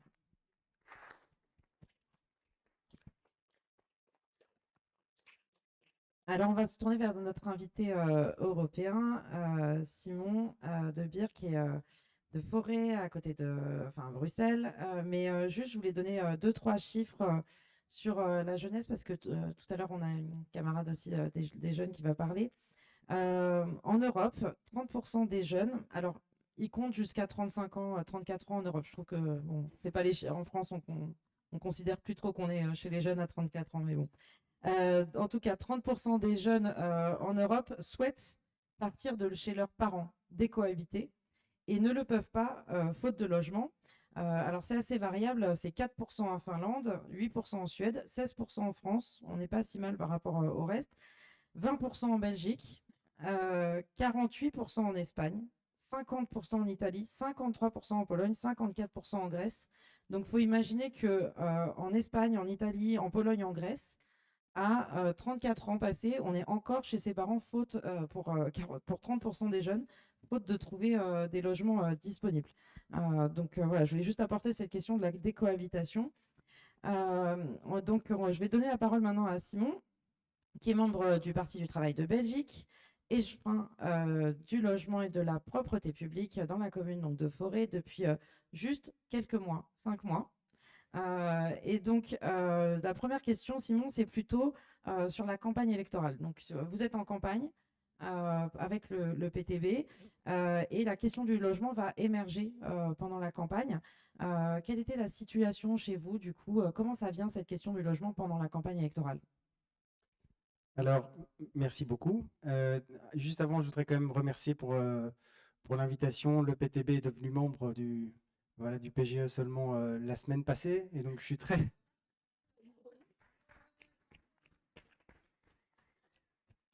On travaillait déjà un peu ensemble, mais donc voilà, je suis très, très content. Et donc, directement, j'ai sauté sur l'occasion pour venir à Marseille. Voilà. Merci aussi pour l'organisation, pour l'accueil à la section du PCF. Et donc, peut-être juste pour donner encore quelques chiffres pour un petit peu mieux comprendre le contexte de Bruxelles, avant de répondre directement à la question. Donc, on a aussi à Bruxelles une crise du logement. Alors, tout ne fonctionne pas exactement comme en France, mais pour donner quelques indications, donc on a 40 000 logements sociaux pour tout Bruxelles et on a 50 000 familles qui sont sur liste d'attente. Et le rythme de construction, parce qu'on a parlé de celui de Marseille qui était de 1600 par an, c'est ça maintenant? Ah, 3000 par an, de la moitié de logements sociaux. À Bruxelles, il y a 3000 logements privés par an qui sont construits, mais seulement 200 logements sociaux.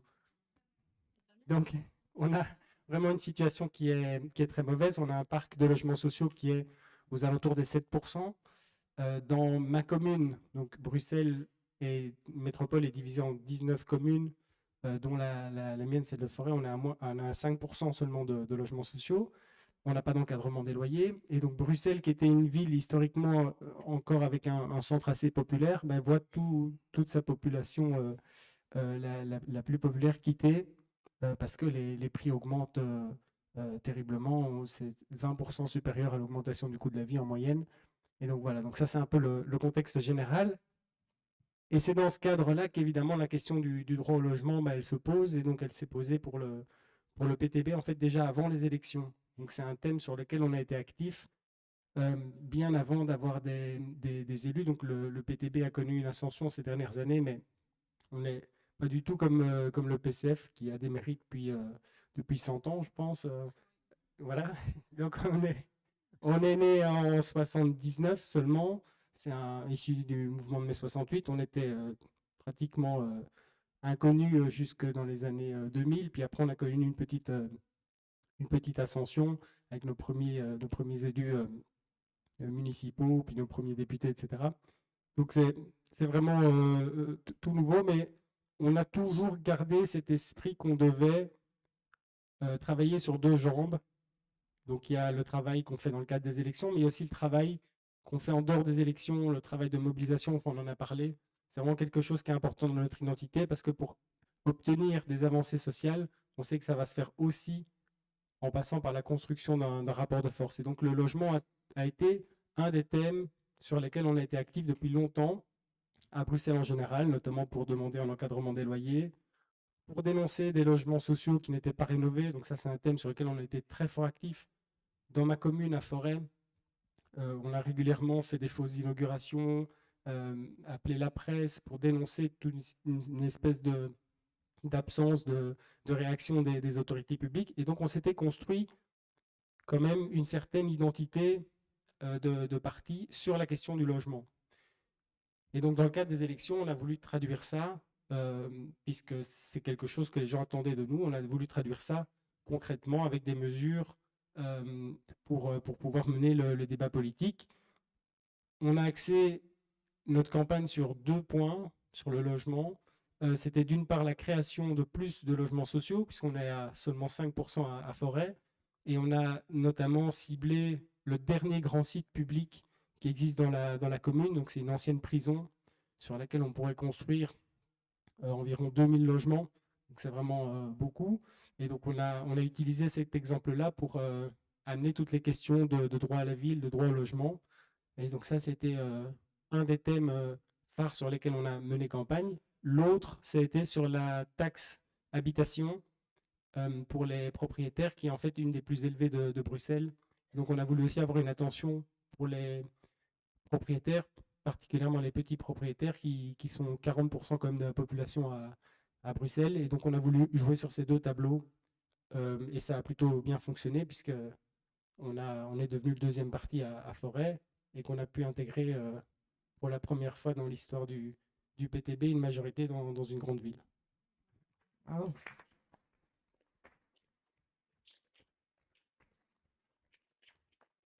Alors, Simon le disait, il faut fonctionner sur ses 2 jambes. Donc, vous avez porté des mouvements sur le logement. Sauf que maintenant, toi, tu te retrouves nouvel élu local de l'autre côté. Du coup, ça fait que 5 mois. Donc, voilà, c'est tout neuf. Mais dès aujourd'hui, tu vois des freins. Il y a des freins à l'action publique. Tu en as décrit quelques-uns. Comment tu comptes agir dans dans ce mandat qui est maintenant le tien? Alors, donc, oui, donc j'ai un mandat d'échevin. Donc, ça, on plonge tout de suite dans le Moyen-Âge, mais donc en Belgique, ça veut dire adjoint au maire. Adjoint au bourgmestre, si vous voulez que je sois précis. Voilà. Et donc, qu'est-ce que j'ai découvert? Bon, déjà que la situation qu'on dénonçait est bien réelle. Hein, donc les chiffres étaient vrais, donc la situation est assez catastrophique.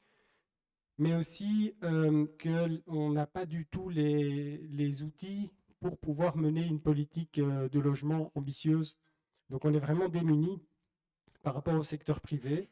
On dirait que les lois sont faites pour le secteur privé. C'est d'ailleurs pour ça qu'il construit autant de logements et que le public a tellement de difficultés. Donc il faut savoir que, par exemple, les municipalités en Belgique ne peuvent pas s'endetter. Donc on n'a pratiquement pas de capacité d'investissement. Évidemment, pour construire du logement, c'est compliqué. Les caisses de la région où on pourrait avoir des financements, elles sont toutes vides. Ça, c'est les premières choses qu'on nous a dites. Et alors, pour encadrer les loyers, ça n'est pas une compétence communale, donc c'est aussi interdit. Donc en gros, on a plutôt au début très rapidement compris que ça allait être une question compliquée. Et c'est d'ailleurs peut-être pour ça que dans les 3 municipalités où on est entré, le PTB a reçu le logement comme compétence, qu'à mon avis, ils ont voulu nous tester. Mais donc, il y a pour quand même rebondir sur quelque chose de plus positif, on a très vite su que ça allait pas être facile, mais on n'a pas abandonné pour autant nos ambitions. Et donc, il y a notamment 2 éléments qui sont importants pour pouvoir trouver des solutions dans ce contexte qui n'est pas des plus évidents. C'est d'une part le fait d'être créatif. On a dû vraiment se creuser la tête. Enfin, ça fait que 5 mois, mais on s'est déjà pas mal creusé la tête pour essayer de contourner un peu tous ces obstacles qui venaient à nous. Puis il y a aussi les mobilisations et la création d'un rapport de force.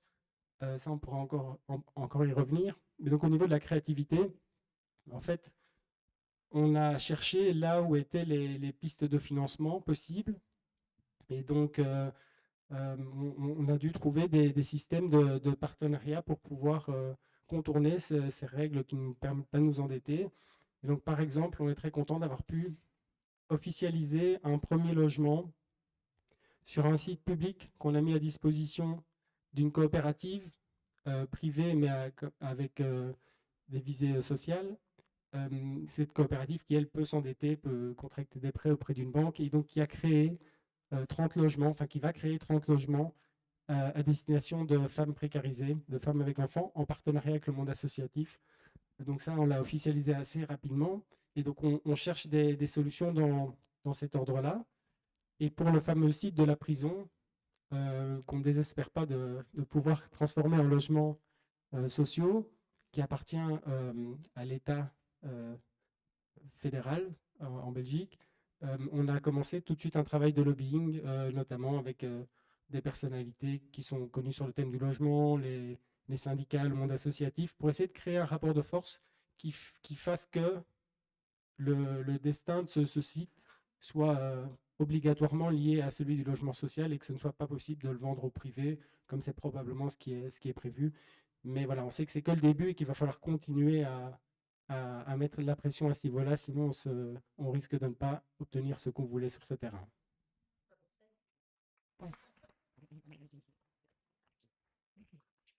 Elle disait toutes et tous à Bruxelles pour venir t'aider, du coup.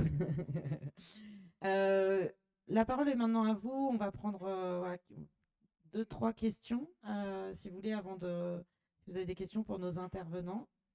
Faites pas les timides, je sais qu'on est à Marseille, je n'y crois pas une seconde.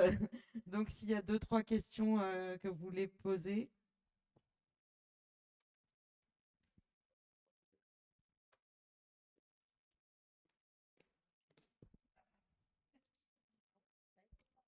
Oui, bonjour. D'abord, merci pour vos présentations qui sont vraiment très intéressantes. Sophie Selton, je suis première adjointe à Septem-les-Vallons et j'en charge la question du logement. J'ai une question qui est en même temps nous, on a travaillé sur la question des copropriétés. Je rejoins vraiment le constat qui est fait. Et on a donc acheté des logements dans les grosses copropriétés pour pouvoir voir ce qui s'y passait. Mais on se rend compte dans les petites copropriétés avec lesquelles on a du mal à rentrer pour essayer de combattre un certain nombre de choses, on a de vraies difficultés. Là où on a de vraies difficultés, c'est là où on a des difficultés avec les syndics. Donc moi, je m'interroge sur comment on pourrait essayer de mettre des règles. C'est pour ça que j'interpelle les parlementaires. Des règles qui pourraient nous aider au plus près dans nos territoires pour essayer de regarder comment on a, parce qu'ils empochent l'argenterie des copropriétaires, et il y a quand même, enfin, on a quand même un vrai problème avec certains syndics. On l'a, enfin, je sais qu'à Marseille, il y a aussi, pour avoir eu des discussions avec mes collègues à Marseille, et puis pour avoir dans tout le département des discussions, on a quand même de vraies questions sur la question des syndics de copropriété.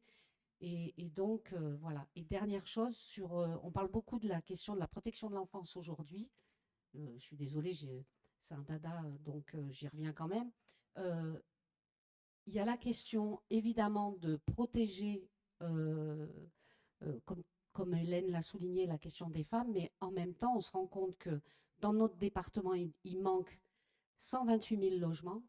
Majoritairement, ce sont des familles avec des enfants, et donc on met en difficulté ces familles et ces enfants. Donc, voilà. Merci beaucoup d'avoir posé la question. Et j'ajoute juste que 25% des personnes à la rue, c'est des jeunes issus de l'ASE. Quand même. Bonjour et merci pour les interventions que vous avez pu avoir. Je voulais poser la question des limites ou des capacités qu'ont les métropoles, les communes, à agir de manière coercitive, que ce soit en prévention ou a posteriori, sur une mise en location. Je pose cette question parce qu'il existe un permis de louer, par exemple, sur le périmètre de la métropole, mais ce permis de louer, tel qu'il est présenté à l'heure actuelle, c'est les locataires qui doivent s'assurer de son autorisation sur un logement à louer. Et du coup, la question que je pose, c'est peut-on aller plus loin? Est-ce qu'on a d'autres propositions ou d'autres dispositifs qui permettent de réglementer la mise en location d'un bien? Merci beaucoup. Alors, monsieur.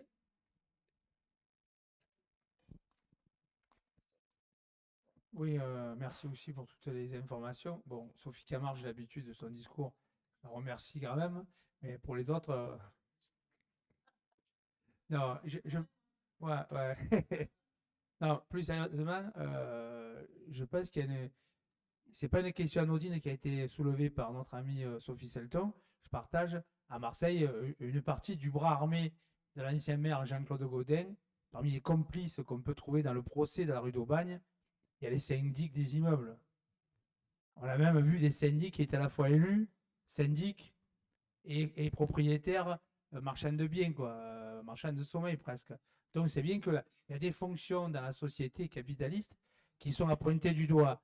Donc la question, elle est, effectivement, mais c'est pas parce qu'il y a Marianne là, mais c'est vrai que nationalement, est-ce que, mais aussi au niveau européen, n'y a-t-il pas un travail à faire sur la propriété en général, je partage, mais aussi sur qui gère le logement aujourd'hui? C'est souvent des complicités de ces gens-là, parce que l'application abusive des charges, je vous donne un exemple marseillais, le PRI centre-ville, c'est l'autre côté, vous n'avez pas été, Belzunce, à l'époque Jean-Claude Gaudin, c'est une loi qui permet de défiscaliser et de faire du lâche-vitrine, de rénover la façade, un peu les couloirs, et puis on continue à avoir des locataires pendant 9 ans, et au bout d'un moment, on les jette dehors.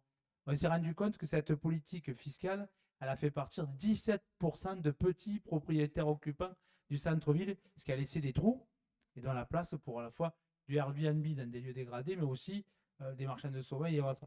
Donc il me semble que c'est une vraie question. Moi, la deuxième, c'est dans l'actualité, et ça revient d'une manière récurrente, on l'avait mené au moment des élections municipales, c'est la question de la réquisition. C'est mené par certaines forces politiques aujourd'hui.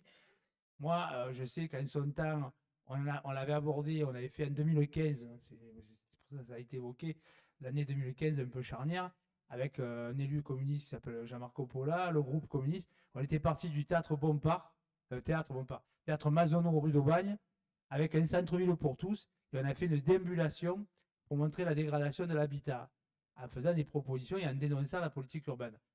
Malheureusement, quelques années après, la vie nous a donné raison. Donc, est-ce qu'on ne peut pas, à la fois sur cette question de la réquisition, mais aussi de l'innovation? Moi, je remercie le jeune parlementaire ou échevin. J'ai appris que j'étais échevin, tu vois, ce matin. Ça me fait plaisir aussi, tu vois. C'est la question de comment peut-on faire pour innover au-delà de ce que peut faire la force publique avec les coopératives ou avant, il y avait les mutuelles, il y avait le Gymplos. Le maire de Septem, pas l'ancien, le maire de Septem a été un dirigeant salarié de l'organisme mutualiste du logement. Et donc, on est intervenu. Donc, je pense que sur ces choses-là, au niveau européen, il faudrait peut-être y travailler pour qu'on redonne du souffle au mouvement mutualiste et coopérateur pour intervenir sur ces choses-là. Voilà, merci. Merci. Alors, je prends la dernière. C'est bien, vous me faites faire les 10 000 pas que je n'avais pas encore fait.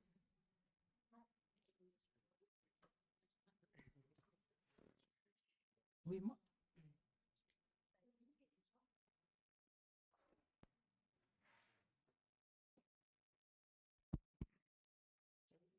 Bon, d'accord. Oui, d'abord, je remercie tous les intervenants pour tout ce qui a été dit. Je suis assez fière de voir quand même que, avec le printemps marseillais, même si c'est compliqué, nous allons dans le bon sens. Je suis très heureuse de constater que dans certains pays, les prisons peuvent être remplacées par des logements sociaux, puisque je me suis battue dans l'opposition de la mairie d'Avignon qui voulait en faire des hôtels de luxe, parce qu'on manque cruellement d'hôtels de luxe dans notre pays, évidemment. Alors, ce que je voulais dire par rapport au journaliste de la Marseillaise, j'ai fait partie du collectif du 5 novembre. Et ce que je retiens, moi, de cette expérience, c'était cet élan de solidarité qui a été mis en place. Parce que, à la fois solidarité avec les locataires délogés, puisque tous les membres du collectif du 5 novembre suivaient les locataires qui étaient délogés dans des hôtels, on tenait des permanences dans des hôtels, à la fois pour faire que leurs propriétaires respectent leurs droits, et puis faire avancer les dossiers, les accompagner à la rue Beauvau, où c'était très compliqué parce que la mairie, l'ancienne mairie, ne voulait rien entendre. Et plus tout le travail collectif pour la charte qu'on a fait. Donc, ce que je retiens, c'est cette solidarité. Et je pense que le collectif du 5 novembre a été moteur dans la campagne du printemps marseillais. La campagne s'est appuyée sur ces questions, sur le travail de tous ces bénévoles au jour le jour. Et moi, ce qui m'intéresse, c'est qu'il faut continuer à s'appuyer sur la population et à communiquer. C'est le message que je voudrais passer aux élus. Par exemple, je donne un exemple qui peut être généralisé. J'ai suivi particulièrement le 102 boulevard Baille. Au 102 boulevard Baille, évidemment, vous indiquez qu'il y a 2300 opérations de contrôle. Mais ce qui se passe après les opérations de contrôle, c'est qu'il n'y a rien qui se passe. Et au 102 boulevard Baille, je suis sans arrêt en train d'expliquer que effectivement, c'est la responsabilité des copropriétaires qui disent qu'ils ont payé le syndic, mais que le syndic ne fait pas, que le syndic, et ça rejoint l'intervention de la camarade, que le syndic, finalement, on ne sait pas pourquoi il ne fait pas, mais ce que retient la population, c'est que c'est la faute de la mairie, parce que la mairie est passée et la mairie n'a rien fait. Donc, il y a un problème de communication. Vente à la découpe aussi, parce que les ventes à la découpe sont souvent à l'origine des copropriétés en difficulté. Vente à la découpe dans le quartier Vauban. La population signale à la Maison du Peuple qu'il y a des ventes à la découpe. On arrive trop tard, on apprend par la maire de secteur que la mairie ne peut rien faire parce qu'il y a 40% et que les 40% qu'ils ont ne pèsent pas assez pour pouvoir décider de ce qu'on fait de ces appartements. Appuyez-vous sur la population parce que la population, elle peut au moins vous aider à aller dans le bon sens et au moins faire comprendre à la population que les élus ne sont pas responsables de tout. Je voulais dire aussi que sur cette question du logement, dont je me suis largement occupée quand j'étais élue, c'est quand même cette question, le droit au logement, qui montre à quel point c'est un combat de classe. Parce que les loyers, il faut construire des logements et des logements de qualité. Des logements de qualité, ça veut dire des logements utiles pour l'environnement, utiles pour faire baisser les charges. Il faut construire des logements pour les gens et pas forcément pour en faire du fric.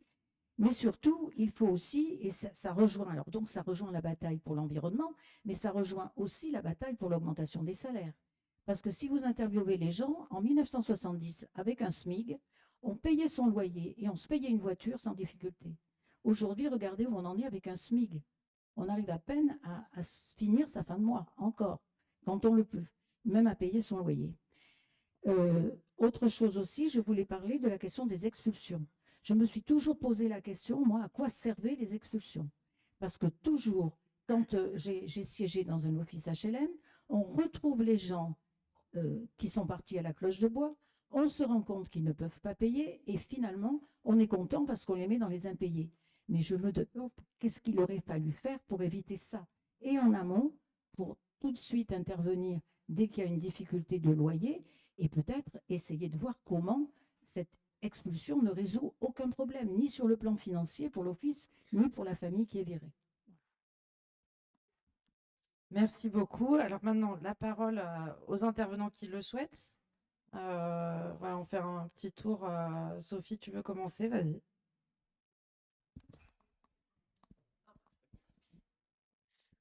Deux micros. Merci je voulais réagir sur la dernière intervention parce que c'est très juste ce que tu dis.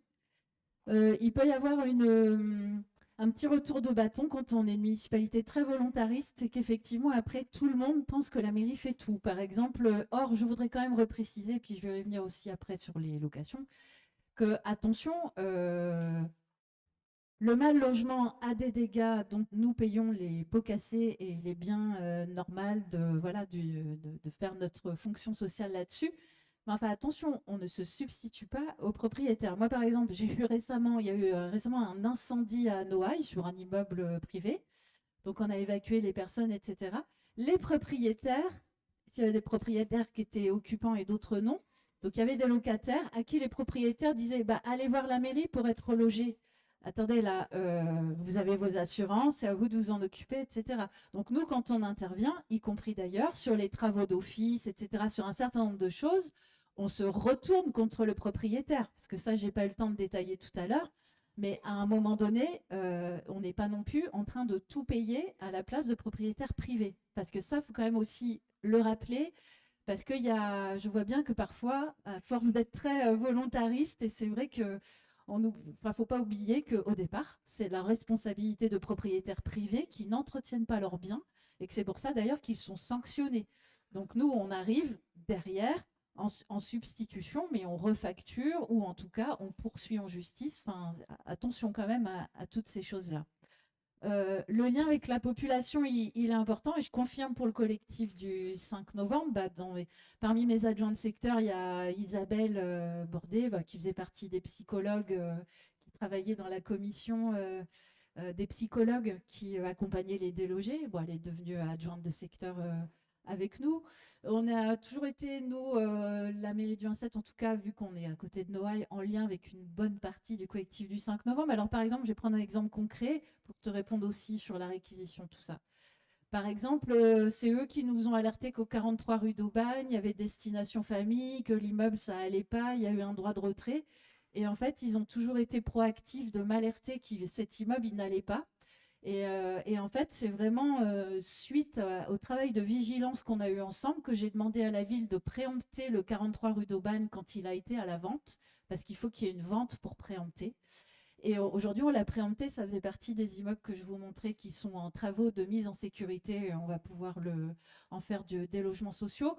Donc ça, c'est vrai qu'en termes de vigilance du terrain, de savoir identifier effectivement des immeubles importants ou d'avoir une connaissance fine de ce qui se passe, c'est très important, je le confirme.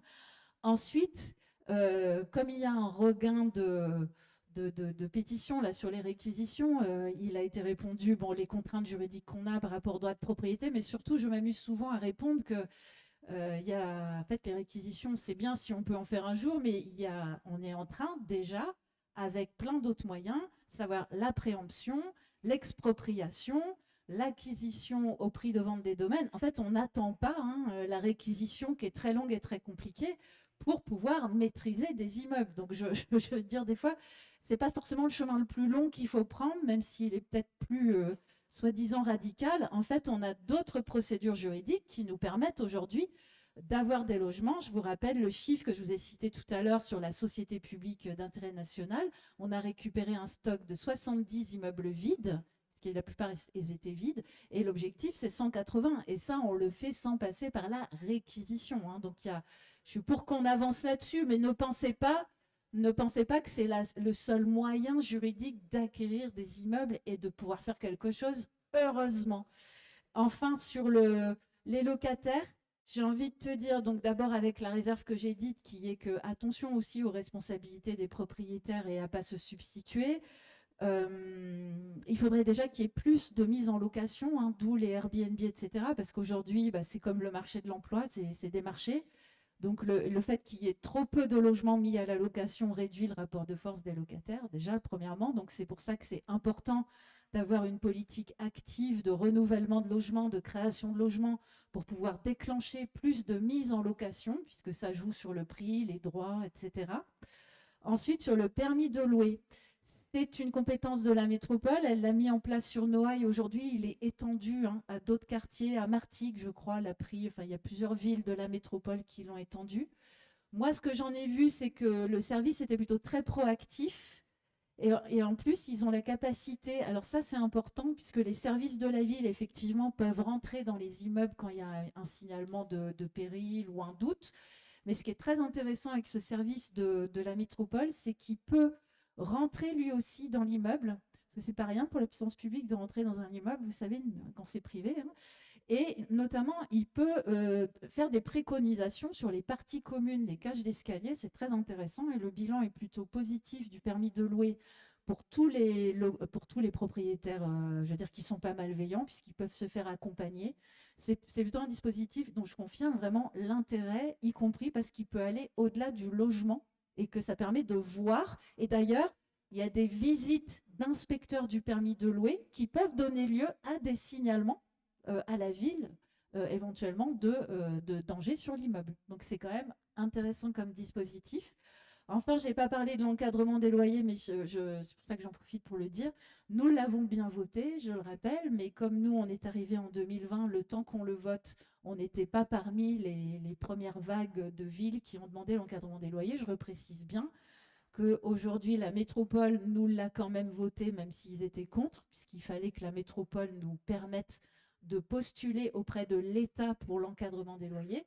Et aujourd'hui, l'État ne nous répond pas. C'est-à-dire que là, ils sont en train de terminer le dispositif. Il va y avoir une évaluation de l'encadrement des loyers avec les villes qui sont rentrées à temps dans le dispositif. Et nous, on attend. Voilà. Par contre, on a voté tout ce qui permet de pouvoir le mettre en œuvre, puisqu'il faut un observatoire des loyers.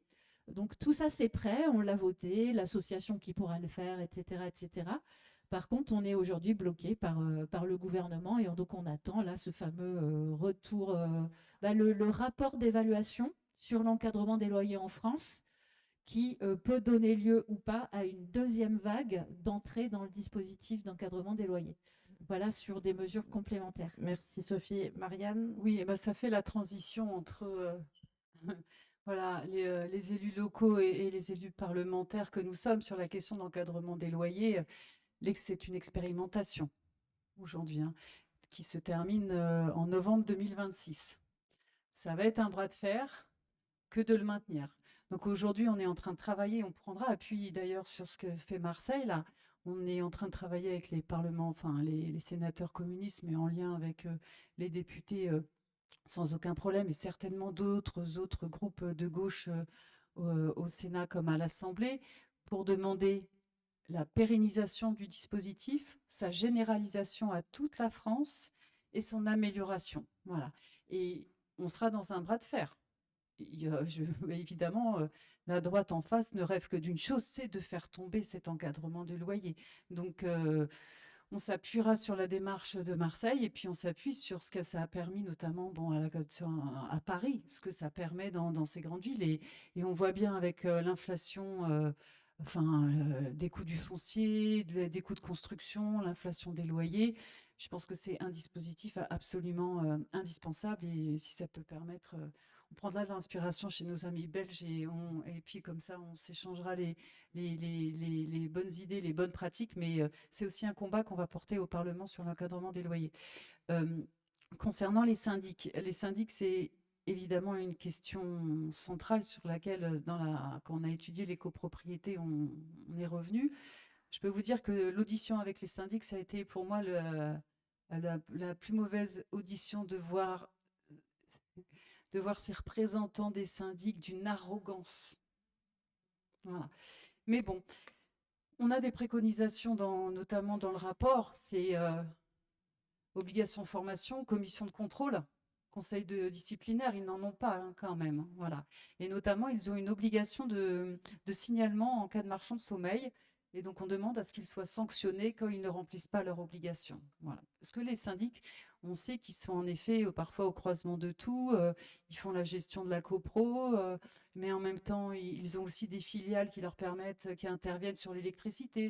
Donc, ils se servent eux-mêmes dans un circuit court, très, très court et très, très fermé. Voilà. Et puis, ils sont parfois marchands de biens. Ils sont parfois, pour certains, et les plus malhonnêtes, de connivence avec des marchands de sommeil, qui leur fait la paix dans leur conseil syndical. Enfin, c'est un monde merveilleux sur les syndics. Il y a de plus en plus de copropriétés, d'ailleurs, qui font sans syndic. Voilà, des petites comme des grosses, d'ailleurs, avec des syndics bénévoles. Moi, je trouve que certaines communes le font, mais il faut que les propriétaires occupants et locataires défendent leurs droits et connaissance de leurs droits. Et il y a des associations qui travaillent dans ce sens-là. Il y a parfois des communes qui réunissent les copropriétaires occupants. Accédez à vos droits, défendez vos droits, c'est aussi votre responsabilité de copropriétaire. Sur le projet de loi qui a été adopté, Habitat dégradé, en avril 2024, il y avait la création d'un syndic collectif, d'intérêt collectif. C'est-à-dire parce que voyant bien que notamment sur les grosses opérations comme Agrigny et tout, la question des syndics, quand le syndic bloque, le syndic refuse de donner des éléments au maire, le syndic est un objet bloquant. Et donc ils ont bloquant et incapable de traiter des sujets complexes en plus, par manque de formation, parce que c'est pas assez rémunérateur. Bon. Donc l'idée est de créer un syndic d'intérêt collectif. À ma connaissance, le décret n'est pas sorti parce qu'on peut produire des lois mais qui ont du mal à se mettre en place si le décret ne sort pas.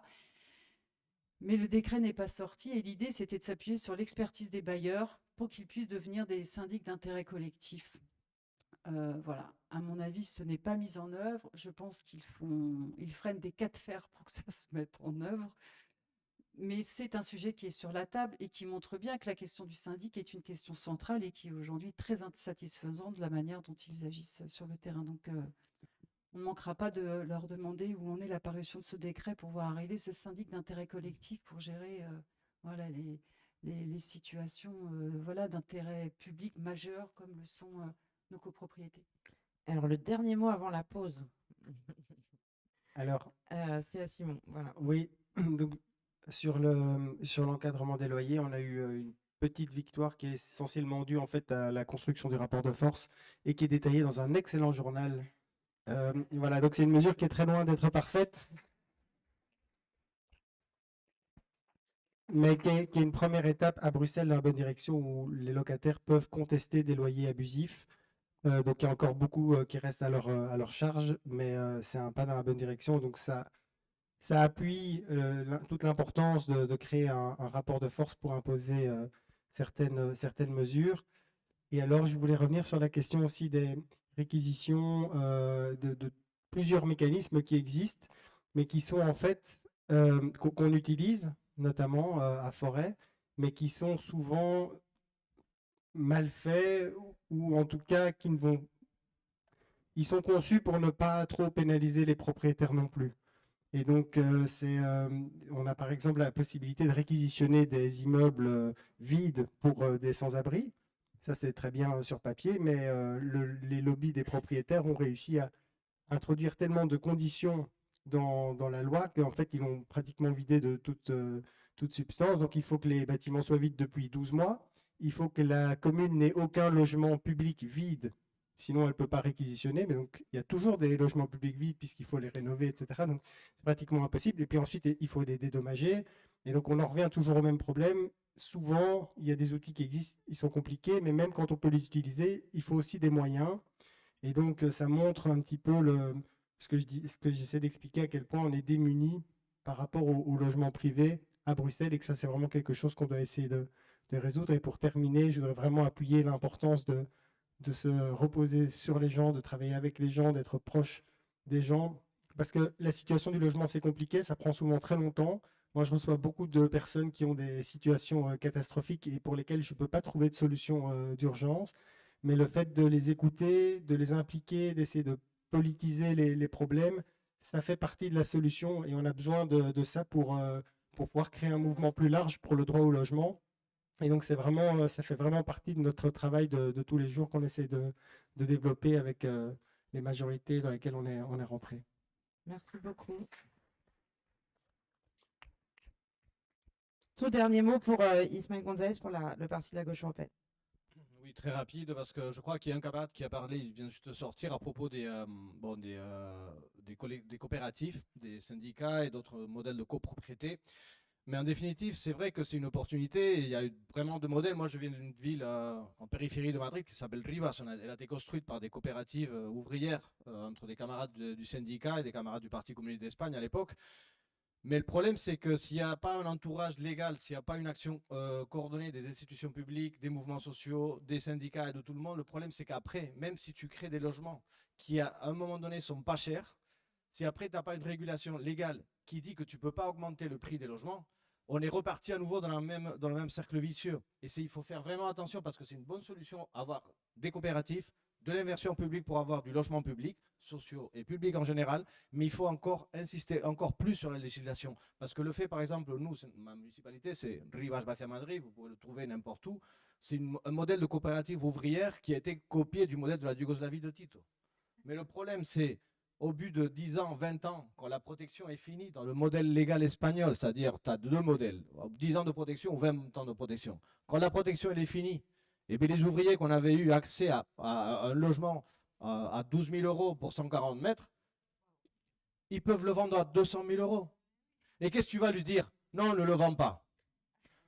Mais c'est impossible. Et je parle de mon père, je parle de ma mère, je parle de tous mes voisins, de tous mes camarades qui étaient là-bas. C'est impossible, tu peux pas. ils veulent le faire. Et ça, c'est un problème structurel et qui a à voir aussi avec la coordination. C'est pour ça que dans ma première intervention, je disais, ils aiment la dérégulation, ils aiment nous dire que ouais, bon, c'est deux niveaux de compétences, c'est d'autres niveaux de compétences. Non, c'est un problème structurel. S'il n'y a pas une action unifiée au niveau de tout, depuis la municipalité jusqu'au niveau européen, après, c'est là où on se perd. Et c'est là où on a besoin d'un cadre de régulation légale qu'on doit bien apprendre des expériences passées. Parce que c'est vrai que pour abaisser le prix du logement, on doit faire des lois, on doit encadrer les logements, on doit faire du logement public, on doit faire des coopératives. Mais il faut regarder aussi notre expérience parce que le problème, c'est la spéculation. Et il joue toujours sur ça. On arrive à faire du logement pas cher et en conditions. Et après, si c'est à nouveau, ça retombe sur les mêmes privés, on est retombé sur le même cercle vicieux.